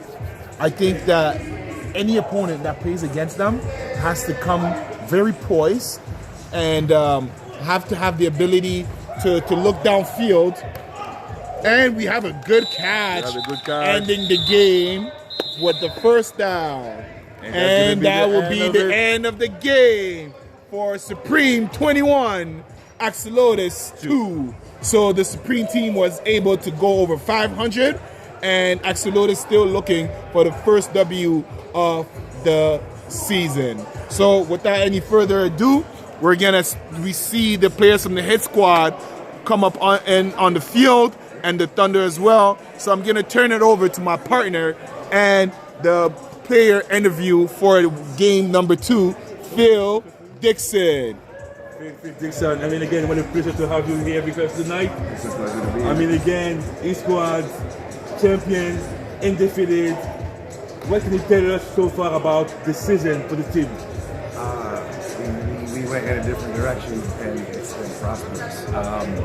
We moved in a way that we thought of the future, brought in a new kid, brought in some young talent and lots of talent. You see how we're putting up numbers, how we're making stops. Things are good. I like how we're putting it together, and I can't complain. I mean, again, we know this squad to be stacked all this year, all those players. How did the team manage all the egos in the dressing room and into the field? A lot of conversations. You get together as a unit. Once you believe in something at the top, you follow. It wasn't hard. They're all good guys, good young kids, so they bought in. We were able to go forward with what that was on the table. It did present itself. It came to work with it. So tell us about the preparation when you play against different teams. Is it for you? Is this something? I mean, for the whole team, is this something like we got this? That the standard is so high in that team, so we have to show up every day. Or you have a conversation beforehand, you have some talks, you have some video session. How does it work for the squad? Preparation for each team. Each team does have numerous of guys who are on a level that you don't want to see on an any basis. We make the conversations and make the changes for them. Going forward, we have a standard. We play at our level and let it be brought to us to see what comes to the table. And it's amazing. Last question for me, the ceiling for the squad, where is it? Where is the ceiling for you guys? I mean, again, every year after every year after every year after every year, we have conversations. Off season, we have conversations. We have talks about. We have. So where's the ceiling for you guys? I don't see it at the moment, and that's why, back to what I said earlier, bringing in the young guys, it'll create a lot of opportunities for things in the future. This squad is on the rise. So winning the DNA. That's in the DNA. Winning the DNA. That's what we want. Okay, so good luck for today. I got one more. Yeah. So tell the fans at home how long you've been playing and how do you sustain such a long career, and not just a long career, but also have the numbers to back it up with the leaderships, your style of play. It's the time that I've been playing, to break it down, it's been numerous of years. I've played since I was a kid. Staying in shape is a fundamental thing. Eating, sleeping, exercise, knowing what you can do. A lot of people out there trying to do things that they can. Stay focused with what you have. I'm a receiver, I'm a quarterback, I'm an athletic slasher, quick, shifty, work with what I got. Things can work for myself from there. Stay positive, keep your goals and reach them. Don't try to exceed too much. Other than that, enjoy what you do. And you guys know I enjoy what I do. Of course. You know? All right. That's a big secret that I want to pass on. All right. Okay, GT IFL, you can see the 2 rings over there. Appreciate you. 2 rings for them, back-to-back champ, undefeated, season 3, that's their season, and good luck for the game today. Let's get it. All right. All right. So you hear from the veteran of the league, Mr. Phil Dixon, right? This man, he's very modest. He said he's been playing since he's been a kid. The truth of the matter is, he can father some of these guys in this league right now. And not just that, he runs circles around some of these same people, young men that we're talking about. So You hear him saying he's a quarterback, he's a receiver, he's a slasher, but the part that he doesn't give himself enough credit is his ability to play safety. This is a guy who sees the field very well, and that veteranness, that aura that he carries himself pours into these younger players, which allow them to now reach new ceilings that it's not new to him, but let's say it's new considering the chapter that he's into his career. So it's amazing to watch. I mean, again, it's Phil Dixon. I mean, it made said all those players. I mean, we saw many type of players playing around the province, having this style, like take him like it's like having Kobe with Jordan, and all those guys like watching the great player around the province, and again year after year after year, like indoor, outdoor. We always think like, 12, Phil Dixon gonna be number 3 is gonna be out. He's gonna be out there, and he's still there playing, bowling, and he's always the next man up. You need like you need something like a cornerback. You need like a safety. You need a quarterback. You need a running back. You can count on him. He's going to be there to help the team for sure. And my favorite part about his game is when he's not there. Yeah. When he's not there, you still feel his presence. Yeah. And that's a true veteran right there, where he makes sure that he again, this is from my experience with playing with him, right? Like he makes sure that he makes you feel confident enough by empowering you, but also gives you the room where you can grow, make mistakes, and come back to him for a teaching opportunity, right? No, definitely. And I love that, and you're starting to see that, especially for the year 1 players that are new to the hit squad. Understanding the DNA can be something that's pressure, but you see a lot of them almost walk into it like they've been part of this team, like they've been playing in this league, and that is a testament to that presence that I'm talking about with Phil Dixon. Great interview. I always love talking to that man. Being able to pick his brain is truly a gem that we are able to have in this league. And I hope that the train keeps going for many, many more years to come. I'm excited to see what the transition is going to look like for a player like him. Is he going to come up here in the booth with us? Or is he going to be on the sideline, remain on the sideline, and continue to coach? Either way, there's a lot of football in that young man. No, definitely. And again, as I mentioned, it is a great mentor. Like he loves football, he breathes football, he lives football, dream, eats, everything about football. And it's okay to share his knowledge, it's okay to share his knowledge. I mean, again, like he's the type of player I wish I will see him like coaching around, even like, not over here, but coaching around to like share what he learned and how he think about football. And again, like, I mean, he said it's about the future.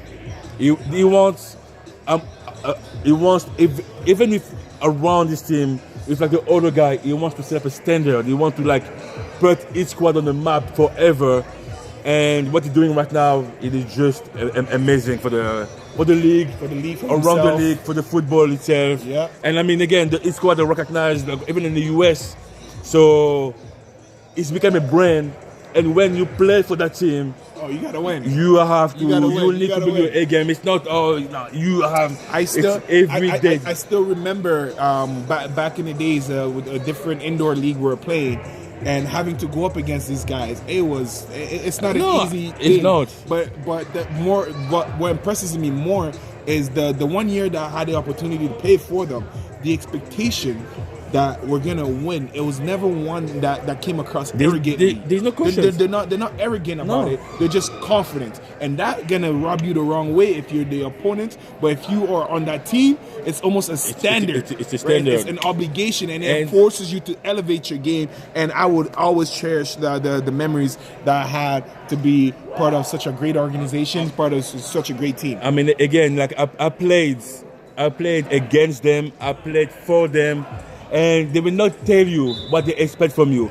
But seeing all those guys around you makes you want being ready to play, you have to step up and bring your A game all the time. So this is how each squad is. And again, this year again, I mean, we have the Longhorns coming strong. Yeah. We have the Supreme coming strong. Everybody wants them. And they didn't even flinch. They didn't even like blink twice. You know what?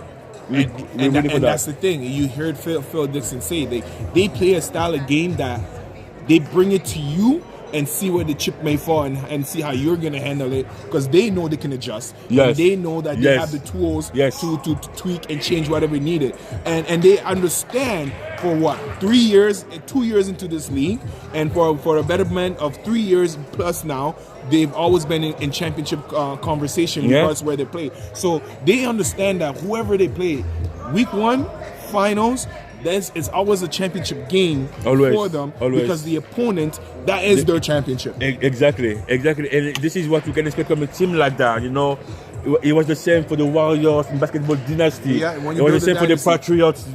Yeah. It is even for KC. It was when you play against those teams, you want to beat them because you want to put a statement. Beating the East squad right now, it's a statement for the future. It's like, okay, we beat those guys.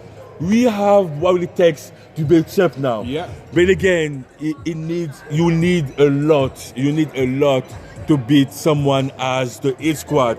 But don't sleep on the Thunders. Like they're number 4 in the ranking. Yeah. They're playing well. They have players. We have Corey Viola who can play. They have ballers. Yeah, They Mr. Green. just have to come together as one. I mean, right now I think they 3-2 or 3-2. Yeah, they won one They game. 3-2. One game over 500, I believe. Yeah. Exactly. So let's see what if they. I mean, they lost the last game, but let's see if they will be able to come back to that. And it's gonna be hard. It will never be easy, but let's see if they will have at least. They have 2 options. Either they can slow down and score quick and maybe stay close to the East squad, or the East squad. I mean, it's gonna be a long night for them. I mean, the hit squad, I feel like the hit squad haven't hit their full cylinder yet. Every week they're getting better. My only thing when it comes to the Thunder is the consistency of play. They have the ballers. They have the tools to be one of the better teams in the league, or at least being one of the top, best. The best competitor to go up against. But the thing is, sometimes they play to the competition Yeah. rather than play to To their the- style yeah. of play based on the skills that they have. So we know their defense is going to show up. That is to be expected. But sometimes it's the offense and how they manage some of the plays. So we see the first play here, hit squad on offense, bad Yeah, snap, for picked up by Sam. Cassius. And there's gonna be a good run by Mr. Sam Carius.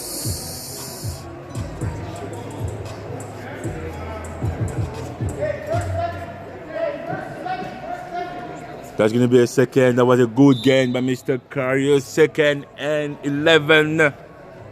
Second and 11 for the East squad after a good run by QB. All right, so second play. We see that balanced split formation. It's going to be a run for Jermaine. Outside run. Woo! Okay, all right, Rumble. I see you, big man, Tremaine. Woo! It's going to be a good gain of 3 yards. All right, and we see the Thunder defense starting to step up and play to the potential that we know to expect, right? You're not going to have no big runs on them. If you're going to beat them, it's most likely going to be in the air. But good luck doing that with Viola back there, Exactly. making sure that he roams everything. All right, we see the matchup, number 22 versus Phil Dixon. Yeah, that's going to be a play action. It could be a pass. Pressure is coming. Pass intended for Oh. Phil, and he was open. He was and you see the separation. He finds a way to get between him, Andre Bailey. Yeah. It's very hard to decide who to guard. And that's a luxury that they have, where just at that one position, receiver, they can have a countless amount of receivers, because we even have the versatile Ice Savory, who sometimes can line up at quarterback or receiver or even running back, allowing them to just be able to use any tool as if they're a Swiss Army knife. And not to add that if they can use the bubble pass with Aqua, with Jermaine, Yep. with Cornell. The tools are endless. So we see great defense by the Thunder. with their first offensive opportunity now. With quarterback Hill getting the first snap, bad snap, and he gets tackled for loss. For loss. While a sack brought to you by our sponsor, Topper Inc.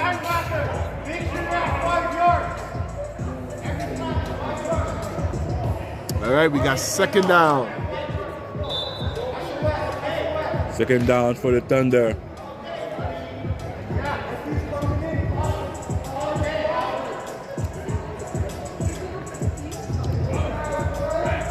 Okay, and you see Brandon Gray in motion. Looks like it's going to be a quick pass. And pass intended. And we have a PI. We do have a PI. Pass intended to number 17, Monahan. Pass interference. Bringing it to second and short.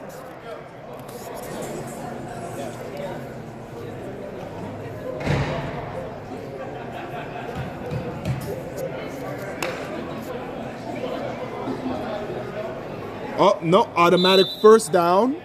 And it's still first and about 5 yards. Oh my God. Quarterback oh keep. My God. And oh my God. Evades two. Oh my God. He gets it. Oh my God, Mr. Hill. Wow. Big run. What a run. What a run. Big run by the quarterback.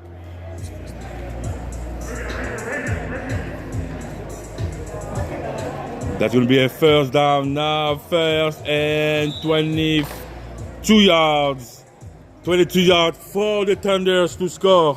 What a play by the Thunders. What a play.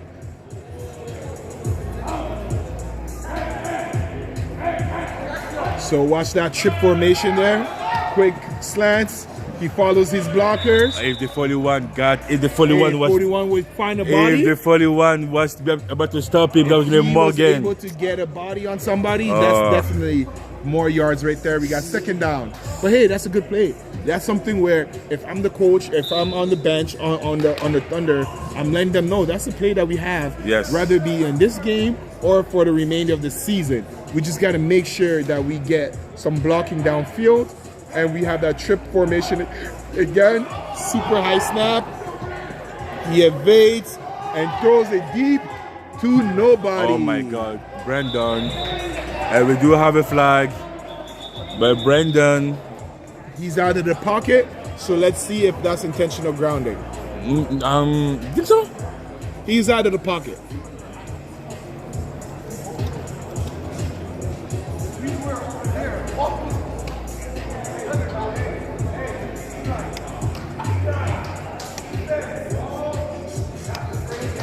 And now we're having some discussion with Mr. I. Savory and decline. That was a PI offense.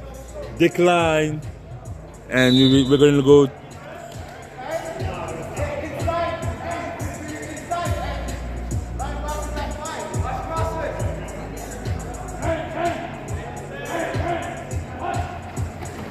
Good snap. And Mr. Hale is going. Mr. Hale is going. Oh my God, what a play.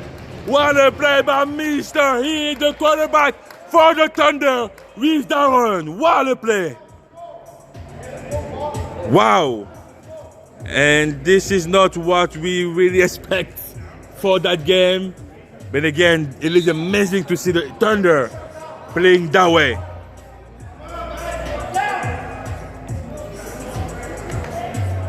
Third and 4 yards. 4 yards for the Thunder to score against the defending champ.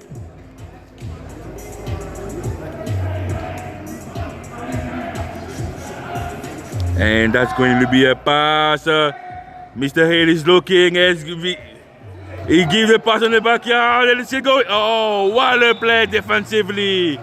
What a play defensively by the Heat squad.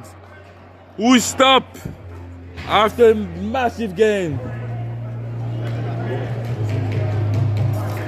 And that's going to be a turnover on down. That was the fourth down. Sorry about that. And the East squad was able to shut down and stop. Hey, listen, right there at the doorstep, right? They're able to bend but don't break. right at their doorsteps after giving up that big pass interference, which kind of got the ball moving, got the possession rolling. They're able to do what the championship defense does, which is keep the offense off the board. So let's see them now with their second possession. See if they can get some points. Low snaps. We have the run. Mr. Akua, number 45. Oh, he runs strong. I'm telling you, he's been couple of plays, couple of games. Or Mr. Akua will be stepping up because Mr. Cornell wasn't there. And Mr. Akua show all his potential in this team. That was a good game. That's going to be a 2nd and 11 yards for the hit squads. It's funny, you said it right on the nail. This hit squad team, doesn't matter who's where, because not only do you have multiple players that can play multiple positions, it is that next man up mentality. And you see the jet sweep. Wow. Jet sweep, gain for about 2 yards. That was nicely executed though. Hey, the blocking was there. That was nicely executed. And I feel like if they ran it towards the bottom of the screen, he could have gotten a little bit more yards. Yeah. So again, that's also another play that if I'm on the bench, I'm putting this in my back pocket, knowing that it can work, just based on the execution.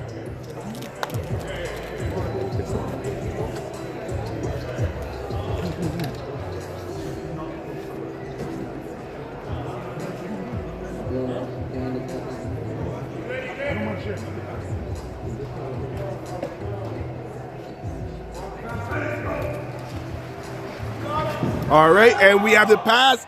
Woo! Big catch. Big catch.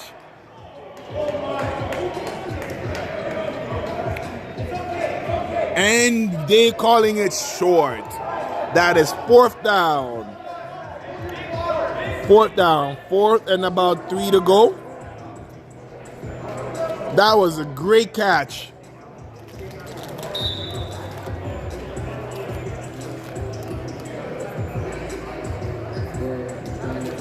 So because of the jumbo package, we can expect the run here. No quarterback keep. Even more dangerous. And he gets that 1st down and some. 1st down and then some. And he has a couple defender on their feet, evading tackles. So we have some laundry.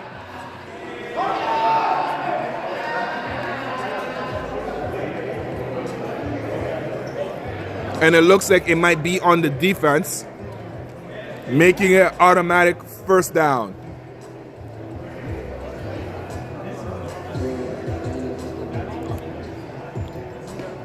So we have the hit squad marching down in hope to get some points right here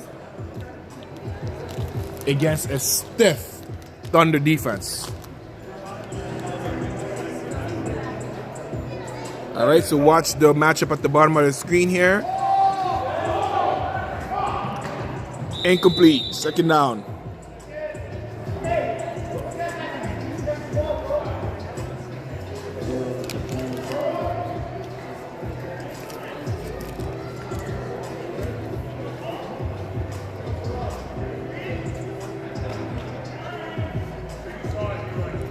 So if I'm hit squad, I have a good problem.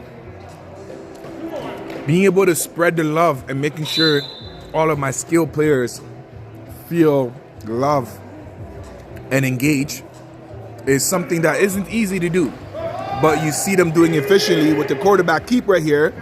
And Sam gaining some yards, making sure that he also displays the wheels and puts his name in the conversation with the rest of the mobile quarterbacks that we have around the league. Well played by Sam. And it's coming back. We have a holding on the head squad.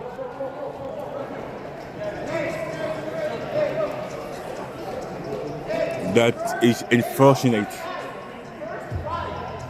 2nd. This is unfortunate for the E squad after all these good plays.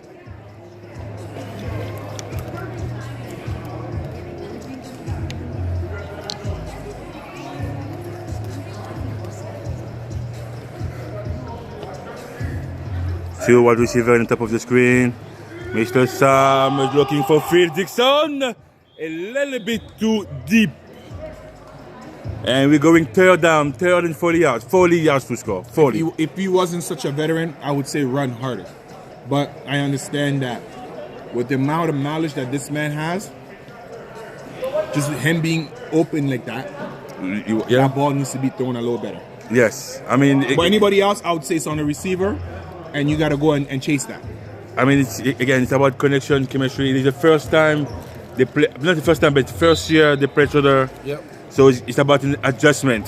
Yep. But I mean, Sam has been incredible at this position, and it is not easy to step up as a standing quarterback. And then the quarterback of the defending champ at that. Exactly. And you see him standing there, avoiding the pressure, and eventually gets brought down. Wow. Hey, good discipline by that D-line. Wow. You see the D-line do the job. Wow, number 99. Maltanier, I think it is. You see the D-line do the job despite the holding. Despite the holding on offense, they kept their composure and they kept the pressure going and made sure that they get the sack. And it looks like it is a punt. It's going to be a punt for the Thunder. Okay, player of the year, player of the week. Okay, player of the week. So we have the Thunder.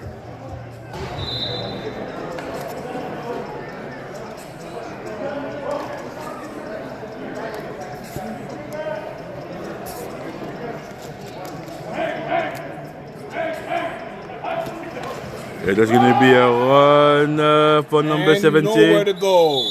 Maybe getting one. Well they play defensively by each squad.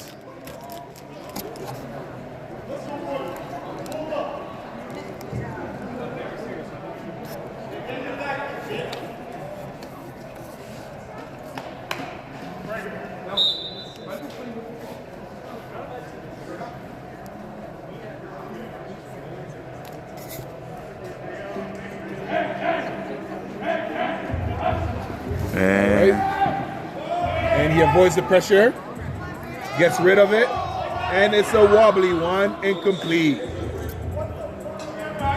Pass intended to his trusted receiver, number 17.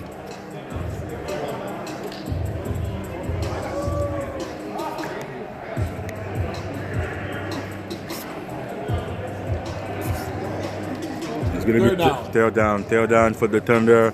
And they're not that far. They have 10 yards to cross half of the line, and we settle down to continue the progression.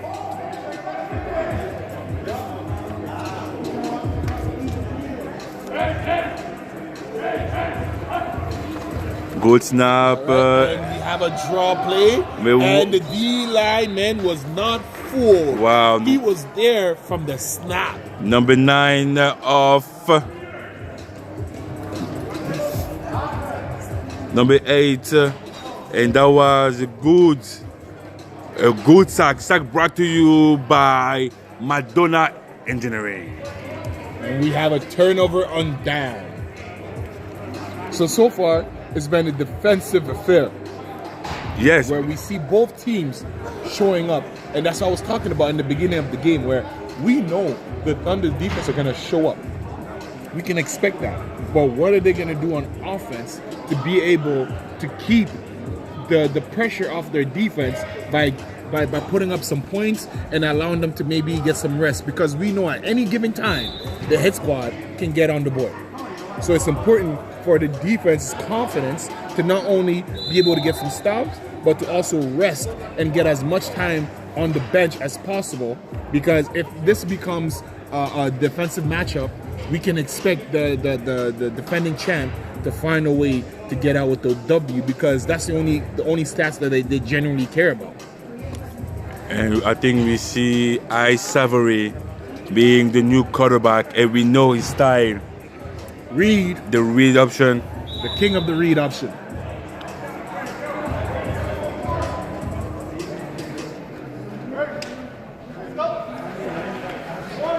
That's a run So by a Tremaine. notable player that they're missing today is the big eligible O-lineman receiver, Teddy Newell. Teddy Newell.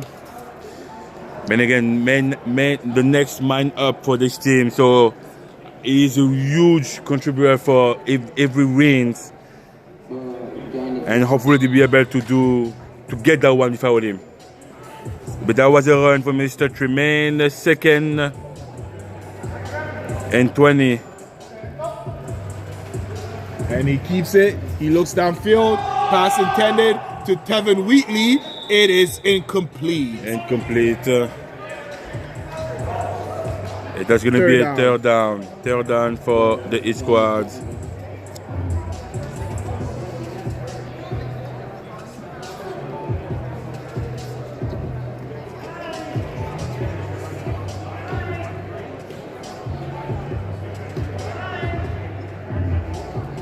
We can see they have a conversation. I mean, they're talking about their play.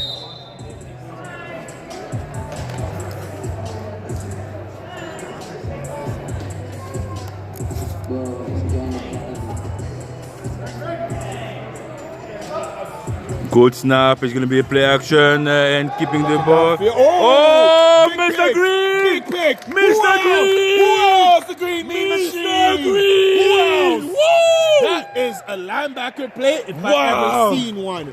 Talk about Reed dropping into coverage. Wow! And taking away the threat. Big INT by number 47. Oh yeah, Mr. Green. Mr. Green. Mr. Green. Listen, you can count on him every week for one big play. You can count on him. He's going to give you one big play, one big hit, and probably a couple tackles maybe a in score. the backfield. Maybe a and score. maybe even a score. Every week, we can count on that man. Wow. With Well a name play. like that, Well a play by Mr. Green.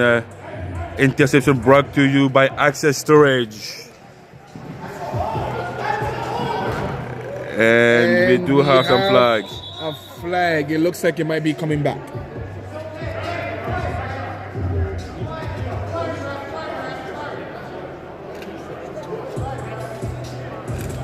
Yeah, we do have a holding offense. And you see.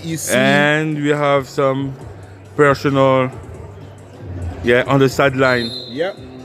So we see you see some of the hit squad players, specifically Ice, trying to calm down his team and apologizing to the ref because he understand that, you know what, it's as it is important to have the bench supporting you, they also can penalize you and make your job a little harder. And the Thunder got lucky with that one because that was a big run that could have easily came back, and bad snap, and it was recovered by Hill.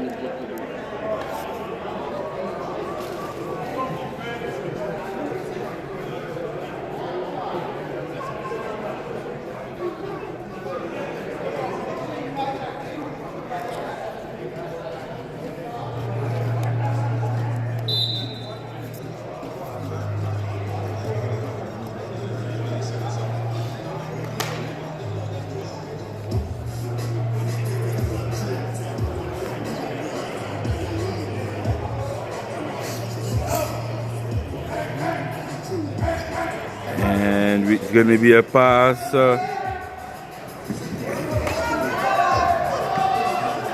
Oh, wow. What a play defensively by Mr. Ice Savory. He was there. Oh, Meaning wow. the receiver was open, but Ice did his job as a defender, coming out of nowhere and making sure he bats it down, taking away the chance for some points.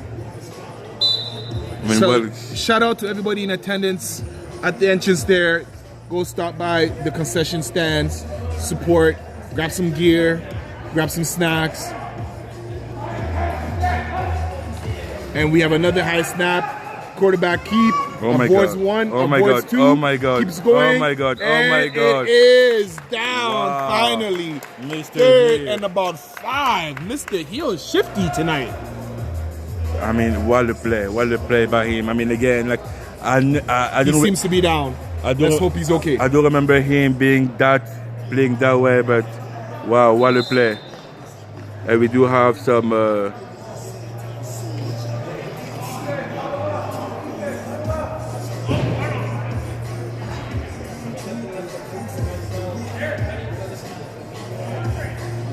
have a player down. He's being checked. I hope he's fine because he's been helping his team a lot.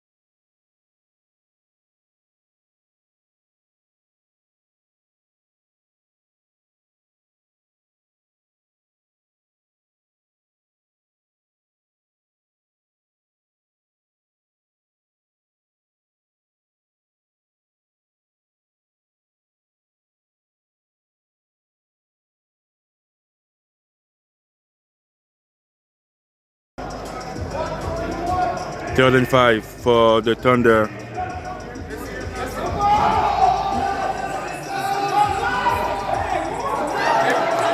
And we do have an interception. And let's keep going. And let's keep going. And touchdown. Touchdown. East squad. Big play. And that's that one play threat that we're talking about. Wow. At any given moment, they can get on the scoreboard because they have such a tremendous amount of weapons, but versatile players, which creates a matchup and scheme issues. Wow. What a play by the defensive squad. And the Thunder are not really happy about it because they were calling for a PI. They were calling for a PI, and that's a pick 6 for the East squad. And that pick 6 was brought to you by Copper Inc. All right, so we see them going for the conversion, going for one here.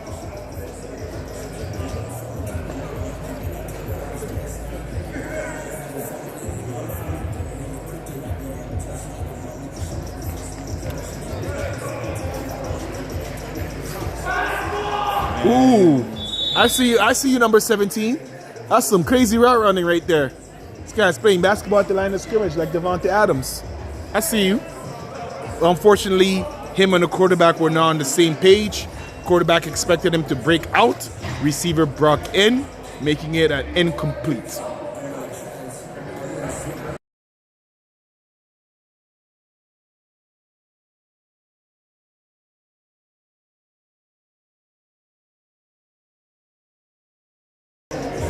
All right, so we have the Thunder back on offense, trying to amend that last possession that resulted in points against them rather than for them. And let's see if they can march down the field and make amends with 4 minutes left on the clock. And we have a fumble picked up by the quarterback, keeps and tackle. Number behind.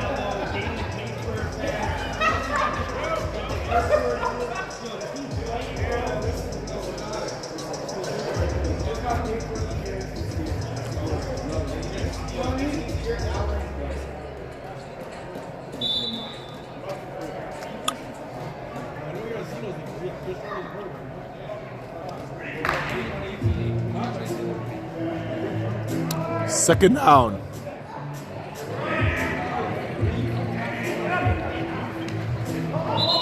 All right, and we have a flag.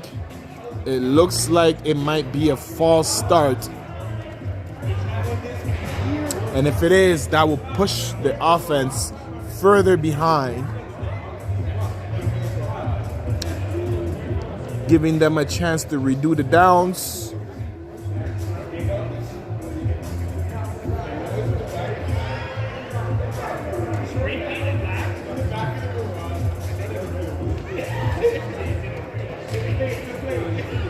Ref, what down is it?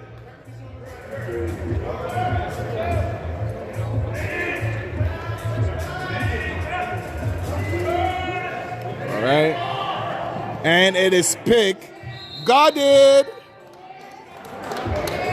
And that's another turnover for the hit squad. Second interception. First down and about 12 yards. So we see the hit squad in the red zone knocking at the door for some more points just before the halftime mark. And that's what you can expect from a championship team, where you've heard Phil Dixon say they play their style of game and let you adjust and react if you can. And if you cannot, they're not worried about scoring because they know the amount of talent they have on this team. They can score at any given moment. And we see a low snap to the running back, who still managed to get about 5 yards. Big run. Second down. And about 7 to go. Second down. So we have just over 2 minutes left in the first half, with the score being a one possession game. The only touchdown coming on defense. Yeah. So let's see if the hit squad can capitalize here and score on offense. I mean, we have some good snap. It's going to be play action. He's looking. Quarterback keep. He's following his blocker. Oh, wow. And he's there. Wow, number 1 27. yard away. Wow, number 27. And again, I mean, good lead block by Mr. Tremaine, who stopped Green. But yeah, Green was there to make that tackle, but if not for the lead block, yes, then it would have definitely been a lot easier to make that tackle. So that's a good scheme right there. Great pickup, great IQ by the veteran Tremaine. Who just announced the save date online. I don't know if you saw it. He's getting married, yeah. So congratulations, Mr. Tremaine. Oh, he's getting married. Congratulations. We love to see that. Hopefully the whole league gets an invite. Sure. And we see a quarterback scrambling, and he catches it with his knees, and is incomplete. Oh my God. Incomplete. Wow. Wow. He didn't have the control of it. He did. To me, it seemed like he had control between his legs. It looks like but it doesn't count as a catch because in football, if you catch it with your knees or anything outside than your hands, you got to be able to be down. So in this possession, when he caught it with his knees, he made a football move, which at that point the football move was not controlled. The ball was not under control, so therefore counted as an incomplete. But if he would have went straight down, maybe that's something that he could have got. And I mean, again, what the pressure by Mr. Martinian, number 99, who forced pretty much Sam to throw the ball like not in the way you wanted to. Exactly. So we see that errant throw being the reason why such an easy catch and potential touchdown did not occur. And again, they have one more chance. 4th and 3 for the hit squad. We have Mr. Frazier as a running back. Mr. Frazier is going and we know how he plays as a defender. So as an offensive player now, he puts his head down and they stop him. Are you surprised by this Thunder defense? Stop by the Thunder. I mean, I'm surprised because I didn't recall seeing them playing like that. And again, what a play defensively by the whole squad, the Thunder defense. What a play. Me personally, I'm not, because again, if I was the owner or if I was a shareholder of this particular franchise's team, I understand that the value is on the defense. With player like Viola and Mr. Green, and that D-line is so underrated that I'm not surprised that they can do this. It's more so how do we increase and improve our offense, because they have enough weapons on offense to be able to be dangerous, but it doesn't always you don't always see that manifest even though they have a winning record. And that is the last play of the half. We see a run and it is done. Run to number 66, Olivier. And that is your first half. First half, 6-0 for the hit squad against the Thunder, the defending champ, number 1 team in the league against the number 4th in the ranking, the Thunder. 6-0, halftime. Thank you again for being here with us we hope you enjoy the show. And it is time for you to maybe go to the restroom, get a popcorn, get a drink, and come back with us for the second half of the second game of the evening, week 8 for the DTIFL. Thank you for being here today with us. Hey, so far week 8 has been pretty amazing. Just for a quick look into the future for week 9, we have a very, very, very loaded schedule. And this time around, we're coming swinging right off the rip. We have the Supreme team, who just came and got a convincing W with their style of play against the new kids on the block, which is the Longhorns, right? So somebody's gonna have to go back to 500 or potentially get a big victory here. So when I say 500, I'm talking about the Supreme team. It's the only one game over 500 right now, but against a tough defense like the Longhorns, who are stacked on defense. That D-line is crazy. Linebackers, amazing. Their DBs, well, I don't want to take any credit away from them, but they also play a huge part against an offense like the Supreme, who we know force you to kind of fall asleep and then take the top off. What could you expect out of that game? I mean, again, that's a game after, we wanted to see both teams playing against the East Squad.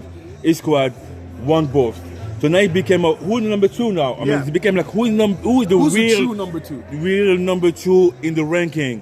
And it's been a game we have been raving from a long time. And that's it. The Supreme came with come with an amazing victory against the Axolotls. And the Longhorns, after that loss against the East Squad, came up very, very strong. So I think the pressure is on the Supreme side because they need to get back to the second position.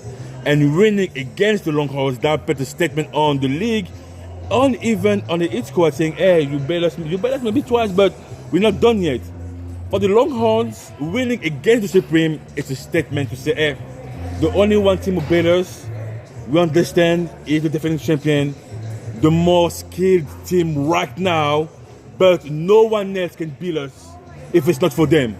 And trust us, we will come back stronger and better if we have to play again against the East Squad. So it is like a real statement for both teams, and it was going to be a very, very, very important game because they cannot lose that game, both on both sides.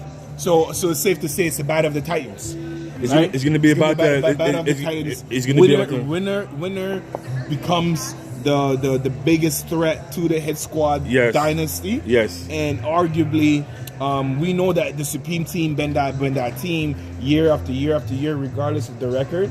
But this is why one of my favorite thing about these Longhorns, they came into this league not caring about anything. Sure. Right? And they want nothing more than to win a championship like any team when they play. But I feel like games like this, the Hit Squad, the Supreme team, these are the games that they kind of dictate the tempo and the elevates the talent around the leagues. Because as you said, it would not only put the league on notice, I think is by far the game of the year. We said it too many times. We said when you play East Squad is the game of the year. We said Longhorns East Squad game of the year. We said Supreme, like we said Supreme Longhorns game, Supreme East Squad twice game of the year. Now it's not about that anymore. We come to the end of the regular season. Now it's about making sure you win, making sure you get those W's to get to at the highest possible spot to go in the playoff in a better spot. So it's not how you're gonna win. Play ugly, having like misdirection. Play your football to make sure you get that W. Because if you get that loss, it's going to be very, very difficult to come back to that. And against a direct opponent. So, Coach, if I understand correctly, you're basically saying that against a game like that, considering how late we are in the season, well, obviously we're talking about that particular matchup, but this applies to any team. You want to make sure that you expand the playbook and you basically figure out which plays you're going to be leaning on going into the playoff, and which plays you can kind of put in your back burner or use for an emergency. Is that correct? I mean, I really say that this game is most likely like the wild card game. Like, I mean, at this stage, at that time of the season, you should be able to like know what play you should use for that game. So that game is pretty much like a wild card. You get that game, you get to the next level. I mean, again, those teams will go to the playoffs. That we know that, okay, right? So you play this wild card, then you have pretty much like the semi-finals in the playoff, and then you have the finals. So like, I mean, again, you cannot lose that one. You cannot lose that game because it's a very important game for the record and for the rankings. If the Longhorns win, nothing changed. This is number 2, nothing changed. That's a statement saying we coming for you now, East Squad. If the Supreme win after the 2 losses against the East Squad, they didn't play Longhorns yet. But if the Supremes win that game, it's about the new kids. Maybe next year.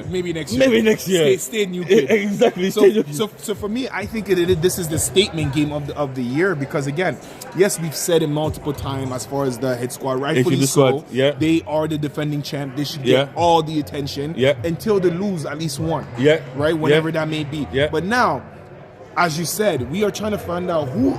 It's hit squad and then everybody else. But who's that second echelon team? And I think going into the playoff, this game right here next week is going to dictate who that team is or who's going to be the potential adversary to the Longhorns, because we know anything is possible. You can lose any given Saturday, but we can expect the Longhorns with their championship pedigree to be there at the last game. But this next week's game, as you said, it's not just the wild card game.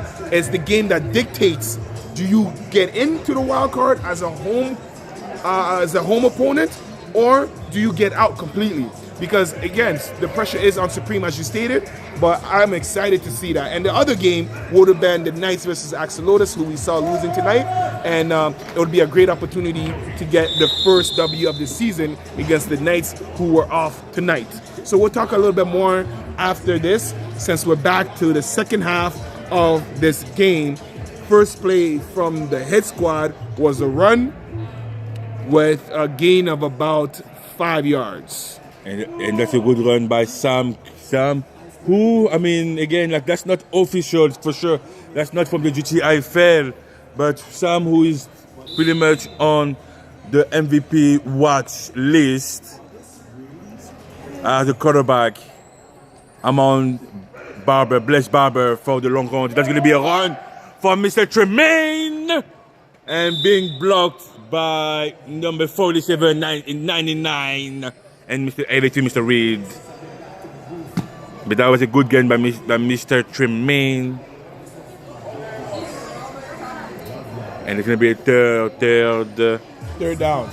Man, that boy runs hard. And again, shout out to you, to Mr. Tremaine. Congratulations on your engagement.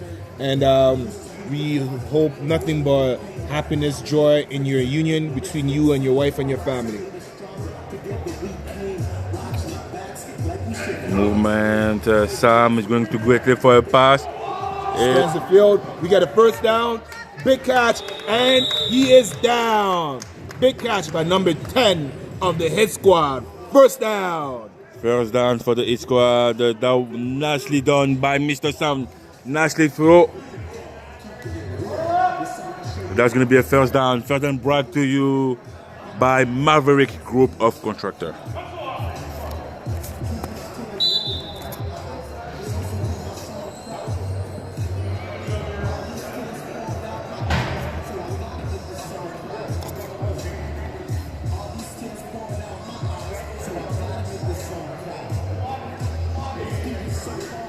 Two running backs, two wide receiver.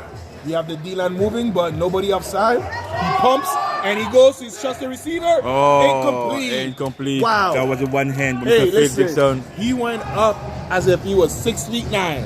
One hander and everything. Double coverage. No matter. The man is not scared to make big plays. And you see where the quarterback wanted to go. And we have second down.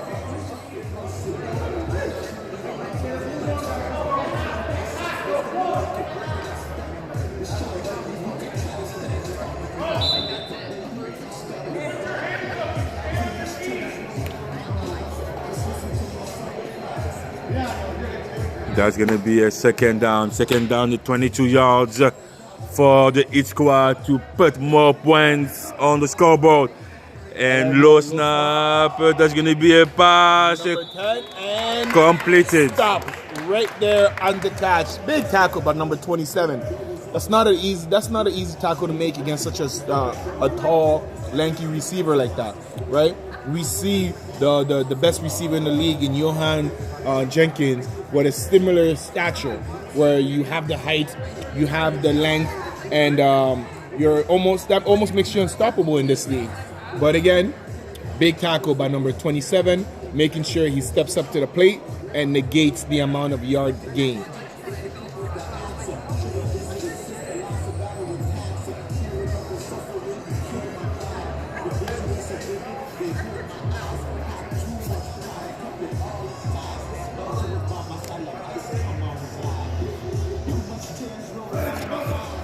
Yeah, that's an excellent snap.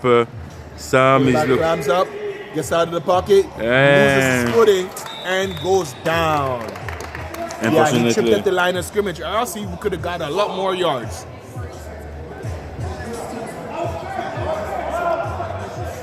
So now it's fourth. 4th and 10. 4th and 10 for the Heat squad. 4th and 10.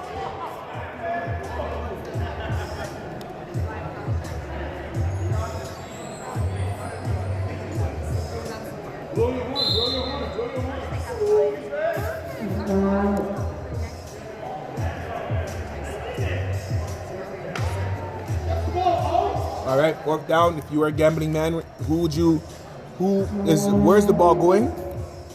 I would say number 10. Yeah, he's been pretty big on this drive right here. Quarterback sneaks out, stays, avoids the pressure, and throws it low, intended for the veteran.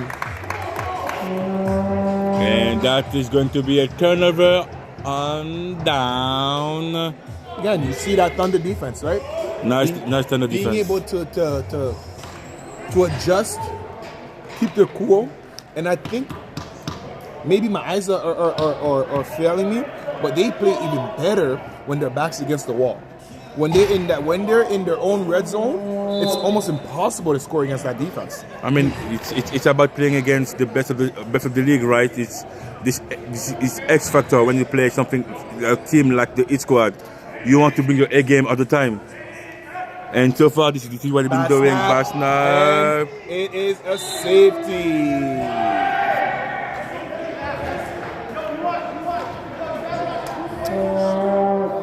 And 2 points there, so they will take safety. So the safety, you have two options in this league and the GTIFL. You can start from the middle and you don't have any points, or you can decide to go all the way to your sideline, all the way to the end zone and get 2 points. And they decide to go from the middle, first down and 25 yards, and they don't have 2 points added to the scoreboard. And this is not a bad decision against a team like this, where you know that their defense is great. You don't want to march all the way and give them opportunity to take away some chances to score. Yeah. So give the 2 points and put yourself in a position where the field is in your favor, right? And all you need is one play. We've seen the Heat squad being able to score with one play. So as dynamic as they are, we see Dre in motion, and he usually makes that catch. Dropped by Andre Bailey. That's where he been amazing last week. Did amazing, Andre Bailey. For the most part, it's been a slow season for him. We're used to him putting up big numbers, but these young men are human, and sometimes the game just doesn't Go there. go your way, right? So that was a rare drop pass, and we see him again in motion. And there you go. Let's see where the quarterback goes. Sam goes deep, intended for his trusted veteran. Incomplete. That would be third down.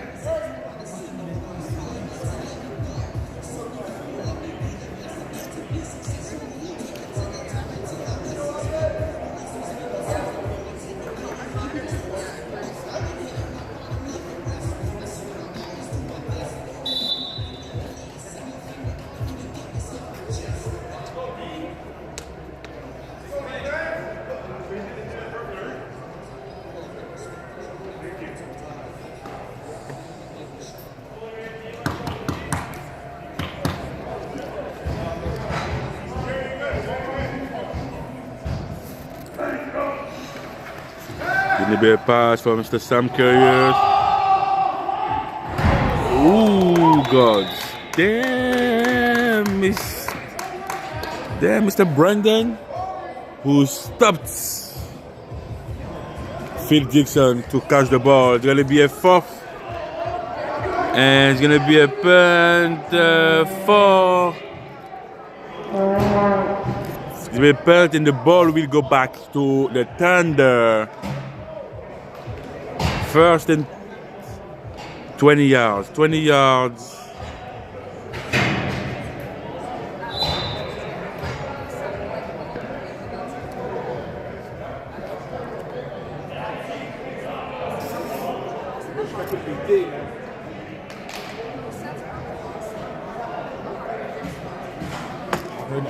From the bathroom.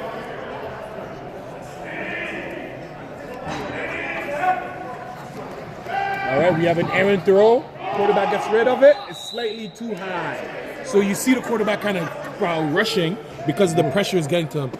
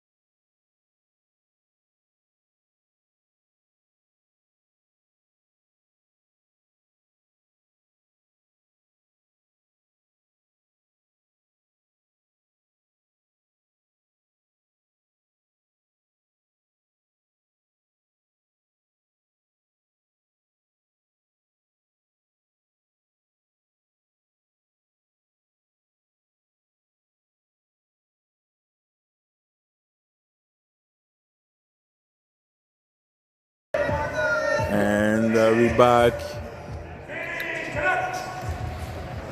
All right, we have the receiver great wide open, and that is an interception that was dropped. If I'm the quarterback, I would have went to Brandon Great. He was open, and take the yards, right? Because now you're forcing yourself to punt, and we see the extracurricular activity happening where the DB dropped the pass and started doing some push-up, which is universal sign for my bad. It is. That was straight to him. You can only expect like a pick on that. Considering that he was player of the week last week, we know he can catch those and return them. The time, 18 minutes to go on the second half of the second game of the night. All right, so again, if this was a quarter game, we are approaching the fourth quarter. This is near the end of the third, and we have a big run. Woo! Did you see that block by number 72 taking out two-man? Pancakes. Great run. I hope that they're okay because he got taken out by the veteran. Yeah, he seems to be okay.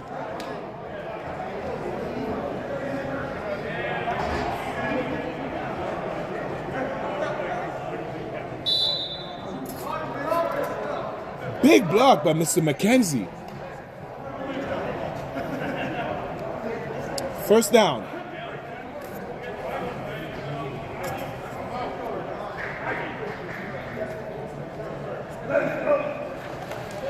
There's going to be a run by Another Mr. run. Sam. Woo! We feel all And day. it might be, there's some laundry, touchdown, but there's some laundry.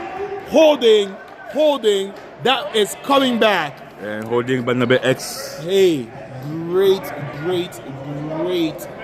play calling. Great play calling, but unfortunately, that will be coming right back. Did you see the way the O-line was moving? And again, Woo, this is the that type was of beautiful. O-line you want to see. That was beautiful. I mean, if I'm the Thunder, I better not fall asleep right here because we know how good their defense can be. But if they're not careful, the hit squad might pull away and the score would not display how close the game was. So we are now officially rounding down to about the halfway mark of the second half. Quarterback keep again, and they go right back to that same play as I said, right? So you see them stop it right there, and that is second down. Second down at 29 yards. Thank you again for all our sponsors. Canam Pipe Works, one of them. Thank you for your support. And thank you for all the different Instagram page, all the media supporting, covering the league. We love you and thank you for being here to cover our leagues. And that's going to be a good snap, a good pass. Oh my God. I think this is what happens when you think after the catch and not catching the ball and then react to the play. But you think about what you're going to do after the catch, so you lose track of the ball and see how you drop. That was a given ball. That was the catch for sure. Yeah, and we know he could catch because again on defense last week, got 2 picks, returned one of them to the house. So that narrative of the reason why you pay DB doesn't necessarily apply to a stellar athlete like him.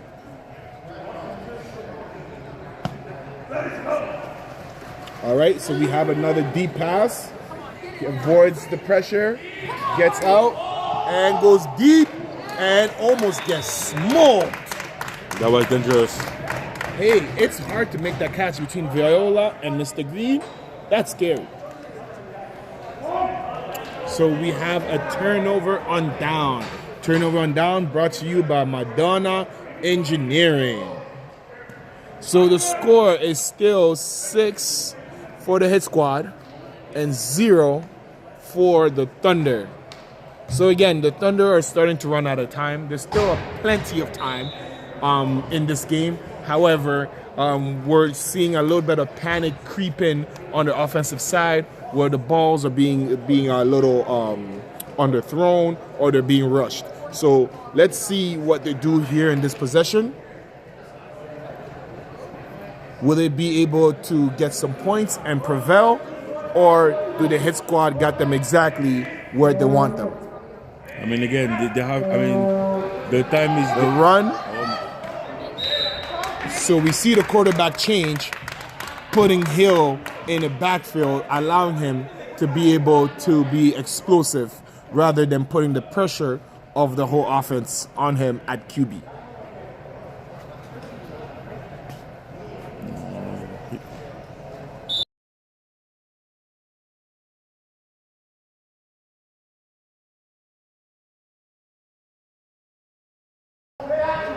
Yeah, my apologies. So it seems like the quarterback is out.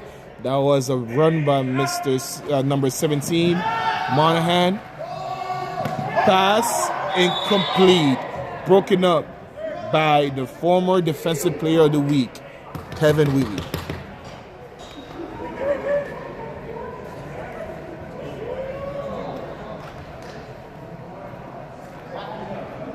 Third and 22 for the.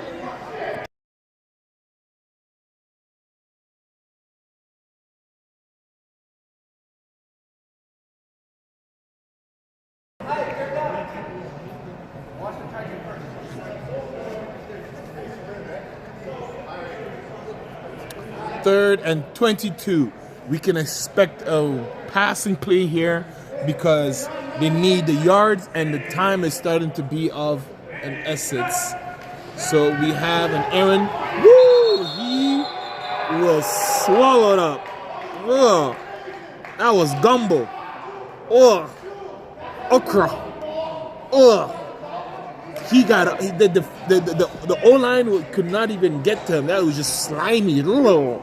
Just got straight in the backfield like a bat out of hell, making sure he gets the big sack and the turnover on down for his team. Big play by the defense.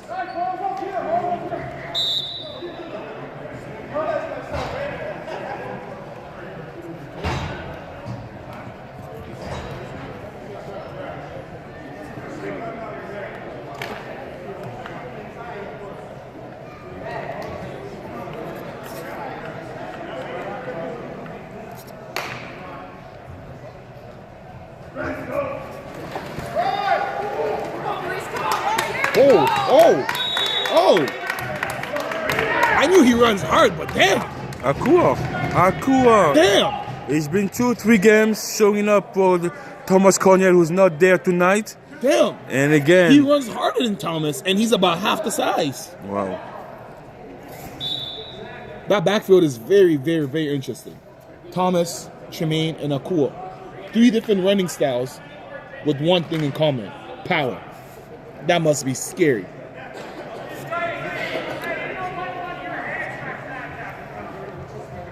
All right, and go back to that split formation. And he fumbled the snaps, gets away from pressure, and pass intended, but incomplete. Third down.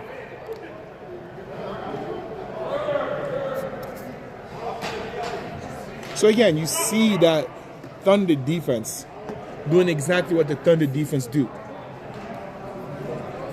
which is creating opportunities for themselves and applying pressure on any quarterback they face. But are they going to be able to get some points on the board? I think that in order for that to happen, they need to be able to create some turnover. So let's see if they're able to do so on this play right here. Third down.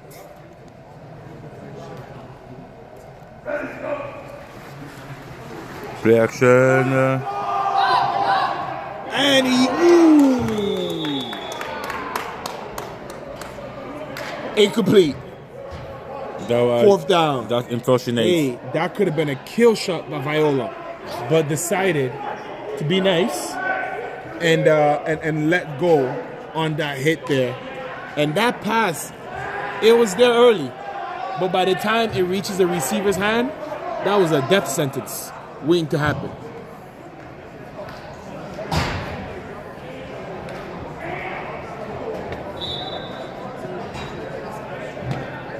And that would be a punt with the Thunder on offense with another chance to get some points on the board. I mean, 6-0, 8 minutes to go. There's a lot of time. You have time. There's a lot of time. You have time.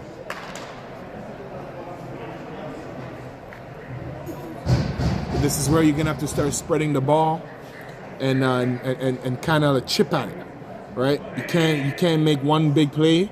It has to be a series where, just like that, where you're getting some yards, just like that. And we see some friendly fire amongst the hit squad. Of course, it's the Tasmanian Devil, Mr. Fraser, hitting one of his own teammate because all he sees is red the minute that ball gets snapped. And anybody in his way could get it. And we saw it right there. Oh my Second God. down. Like he didn't really like. He didn't win enough. He wanted his head. Yeah, like it just Second down. Just cleaned the whole thing.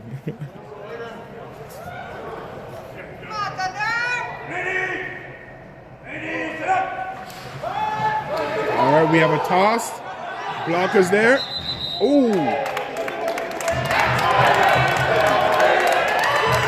Yep. When you are against that side, because there's no glass on the board, for a safety reason, the ref tends to call it a little sooner. So the minute a player does hit the sideline and then gets hit after, you can almost guarantee it's going to be unnecessary roughness added on top, which would then automatically give them the first down.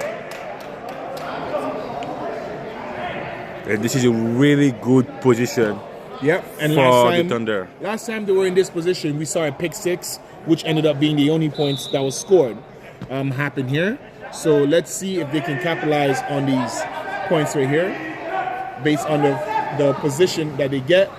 Quick pass, and again, nobody can keep the quarterback safe. He needs time back there. You can tell that he's under duress. You can tell that he feels the pressure. And he's not necessarily trusting his read, maybe because the receivers don't have the time to run the routes, or ultimately they're not even running the right routes, or a combination of all of the above. But this is by far the best opportunity they have to put some pressure on the hit squad and potentially give them the first loss of the season. Quick pass, again, that's the only way to move the chain. That was a good pass. We have third down. So that, in my opinion, is the way that they're going to be able to get some points here, is quick plays where the receiver can catch the ball and it just go downfield, because more times than none, there's always at least a body or two to block anyways. Yeah.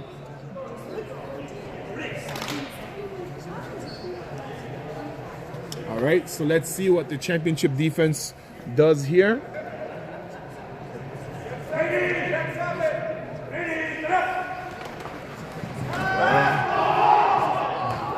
Ball a little too high.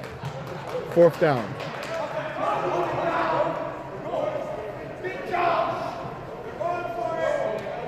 All right. So we can expect them to be taking a shot in the end zone, considering that it's fourth down. Fourth and about 17 to go.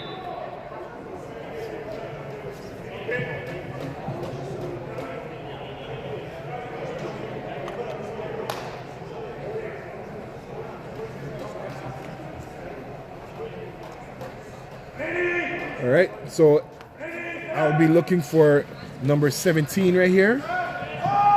And of course, that's who they wanted to go to, but errant pass intercepted by the hit squad defense, and we have some more laundry on the field.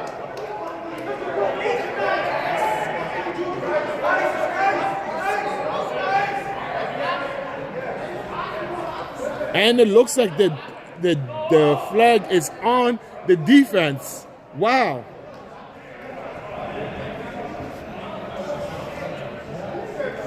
The flag is on the defense after the interception. So instead of getting the ball near midfield, they're getting the ball near their own end zone, allowing for the Thunder defense to do their thing one more time and potentially get some points on the board.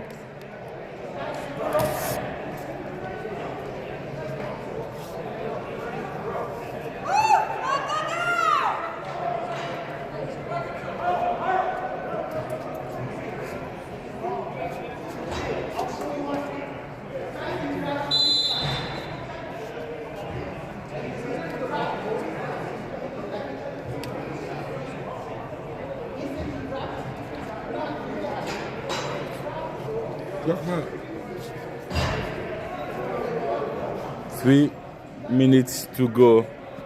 Second half.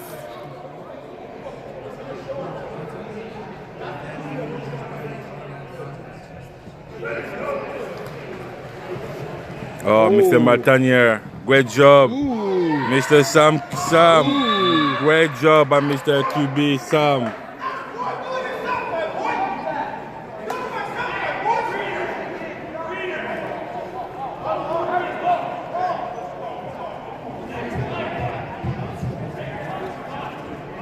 Second and 13 on this drive.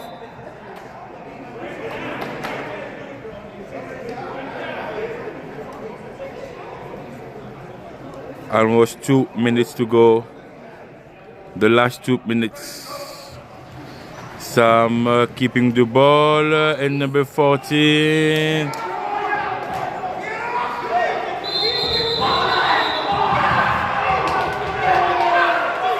That quarterback is strong.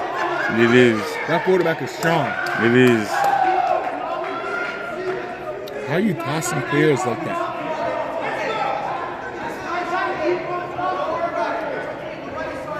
And we have some discussion with Mr. Corey Viola and the bench, the East Squad bench.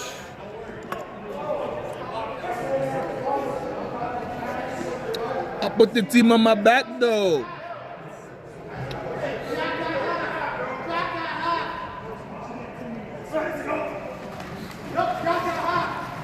All right, deep pass and incomplete. Incomplete for Mr. Phil Dixon.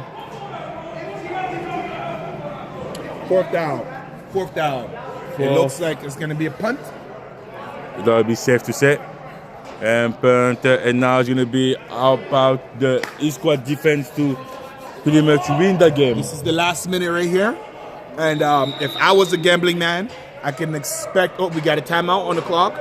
I can expect the hit squad not only to play defense here, but potentially even put some points on the board,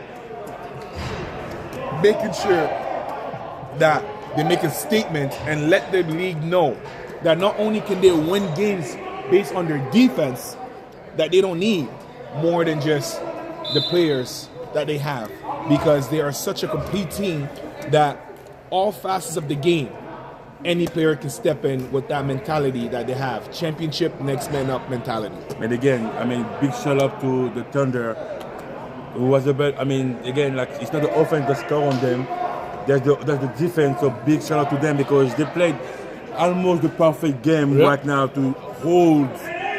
They actually held the offense. They held the offense, so the defense played a perfect game for sure. And then quick pass again. Pass intended to number 17. Incomplete.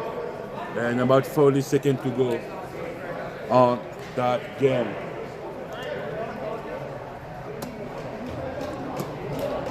All right, so we can expect about 2 plays left into this game. And as we're coming down to an end, I have this uneasy feeling in my stomach where even though it might just be 2 plays, anything's possible. Anything is possible. Anything's possible in those 2 plays. Right? Deep pass. Incomplete. I think it is the 3rd time it happened. All right, we have a timeout with 4 seconds left on the clock.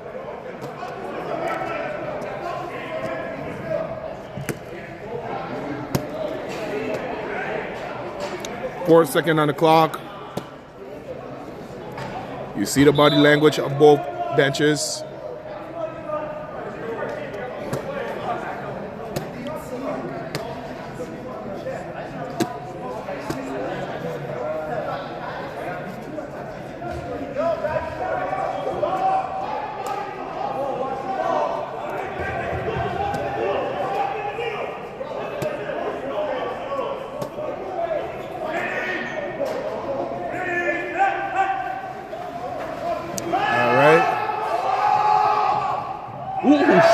And he picked it at the buzzer. This is the last play.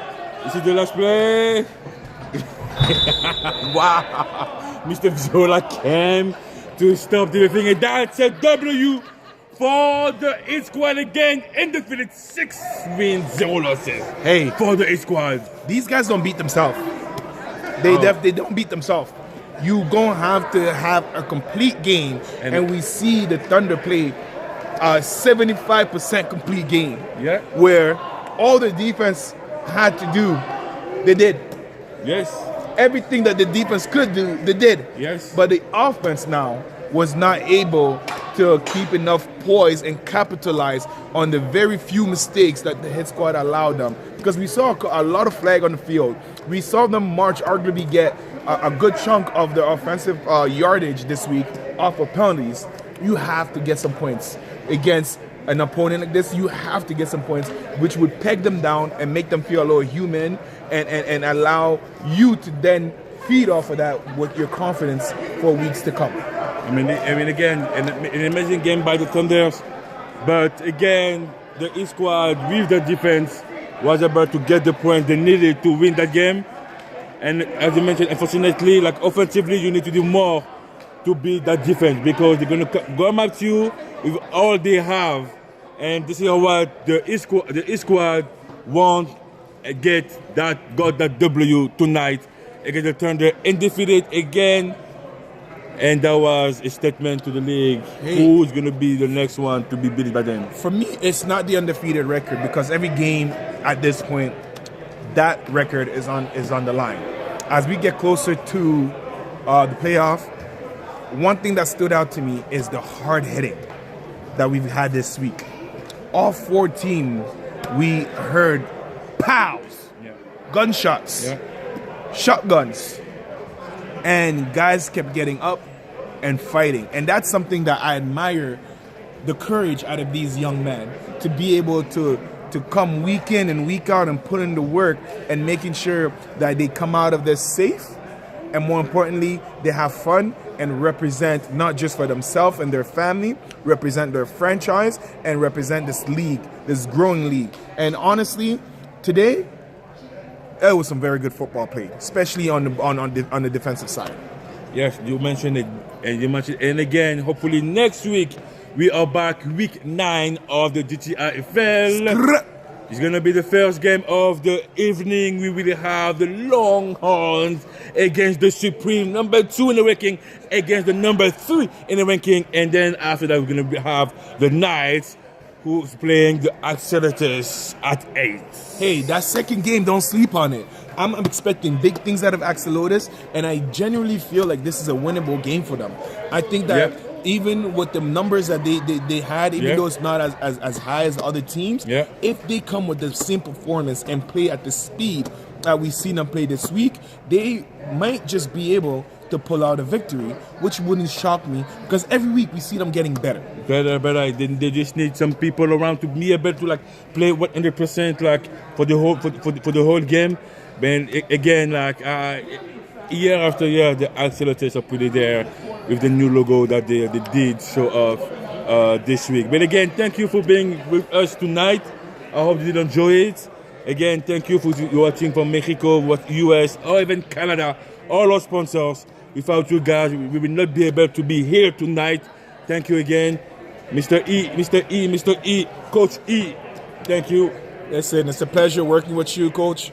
Thank you to the fans in the stands. Thank you to the players. Thank you to our viewers back home, as you said. And again, tune in next week. We appreciate all the sponsors and the support that we get from everybody across the league. If you are a player or anybody that wants to get involved with the league, please feel free to contact us on all major social media platforms, on IG, or check out our website, GTIFL.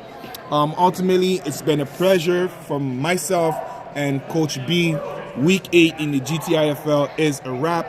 We see the Hit Squad coming with the W and the Supreme Team coming with the W. So for myself and the rest of the remaining of the family in the GTIFL, we wish you a good night, stay warm, and we see you next week. We out.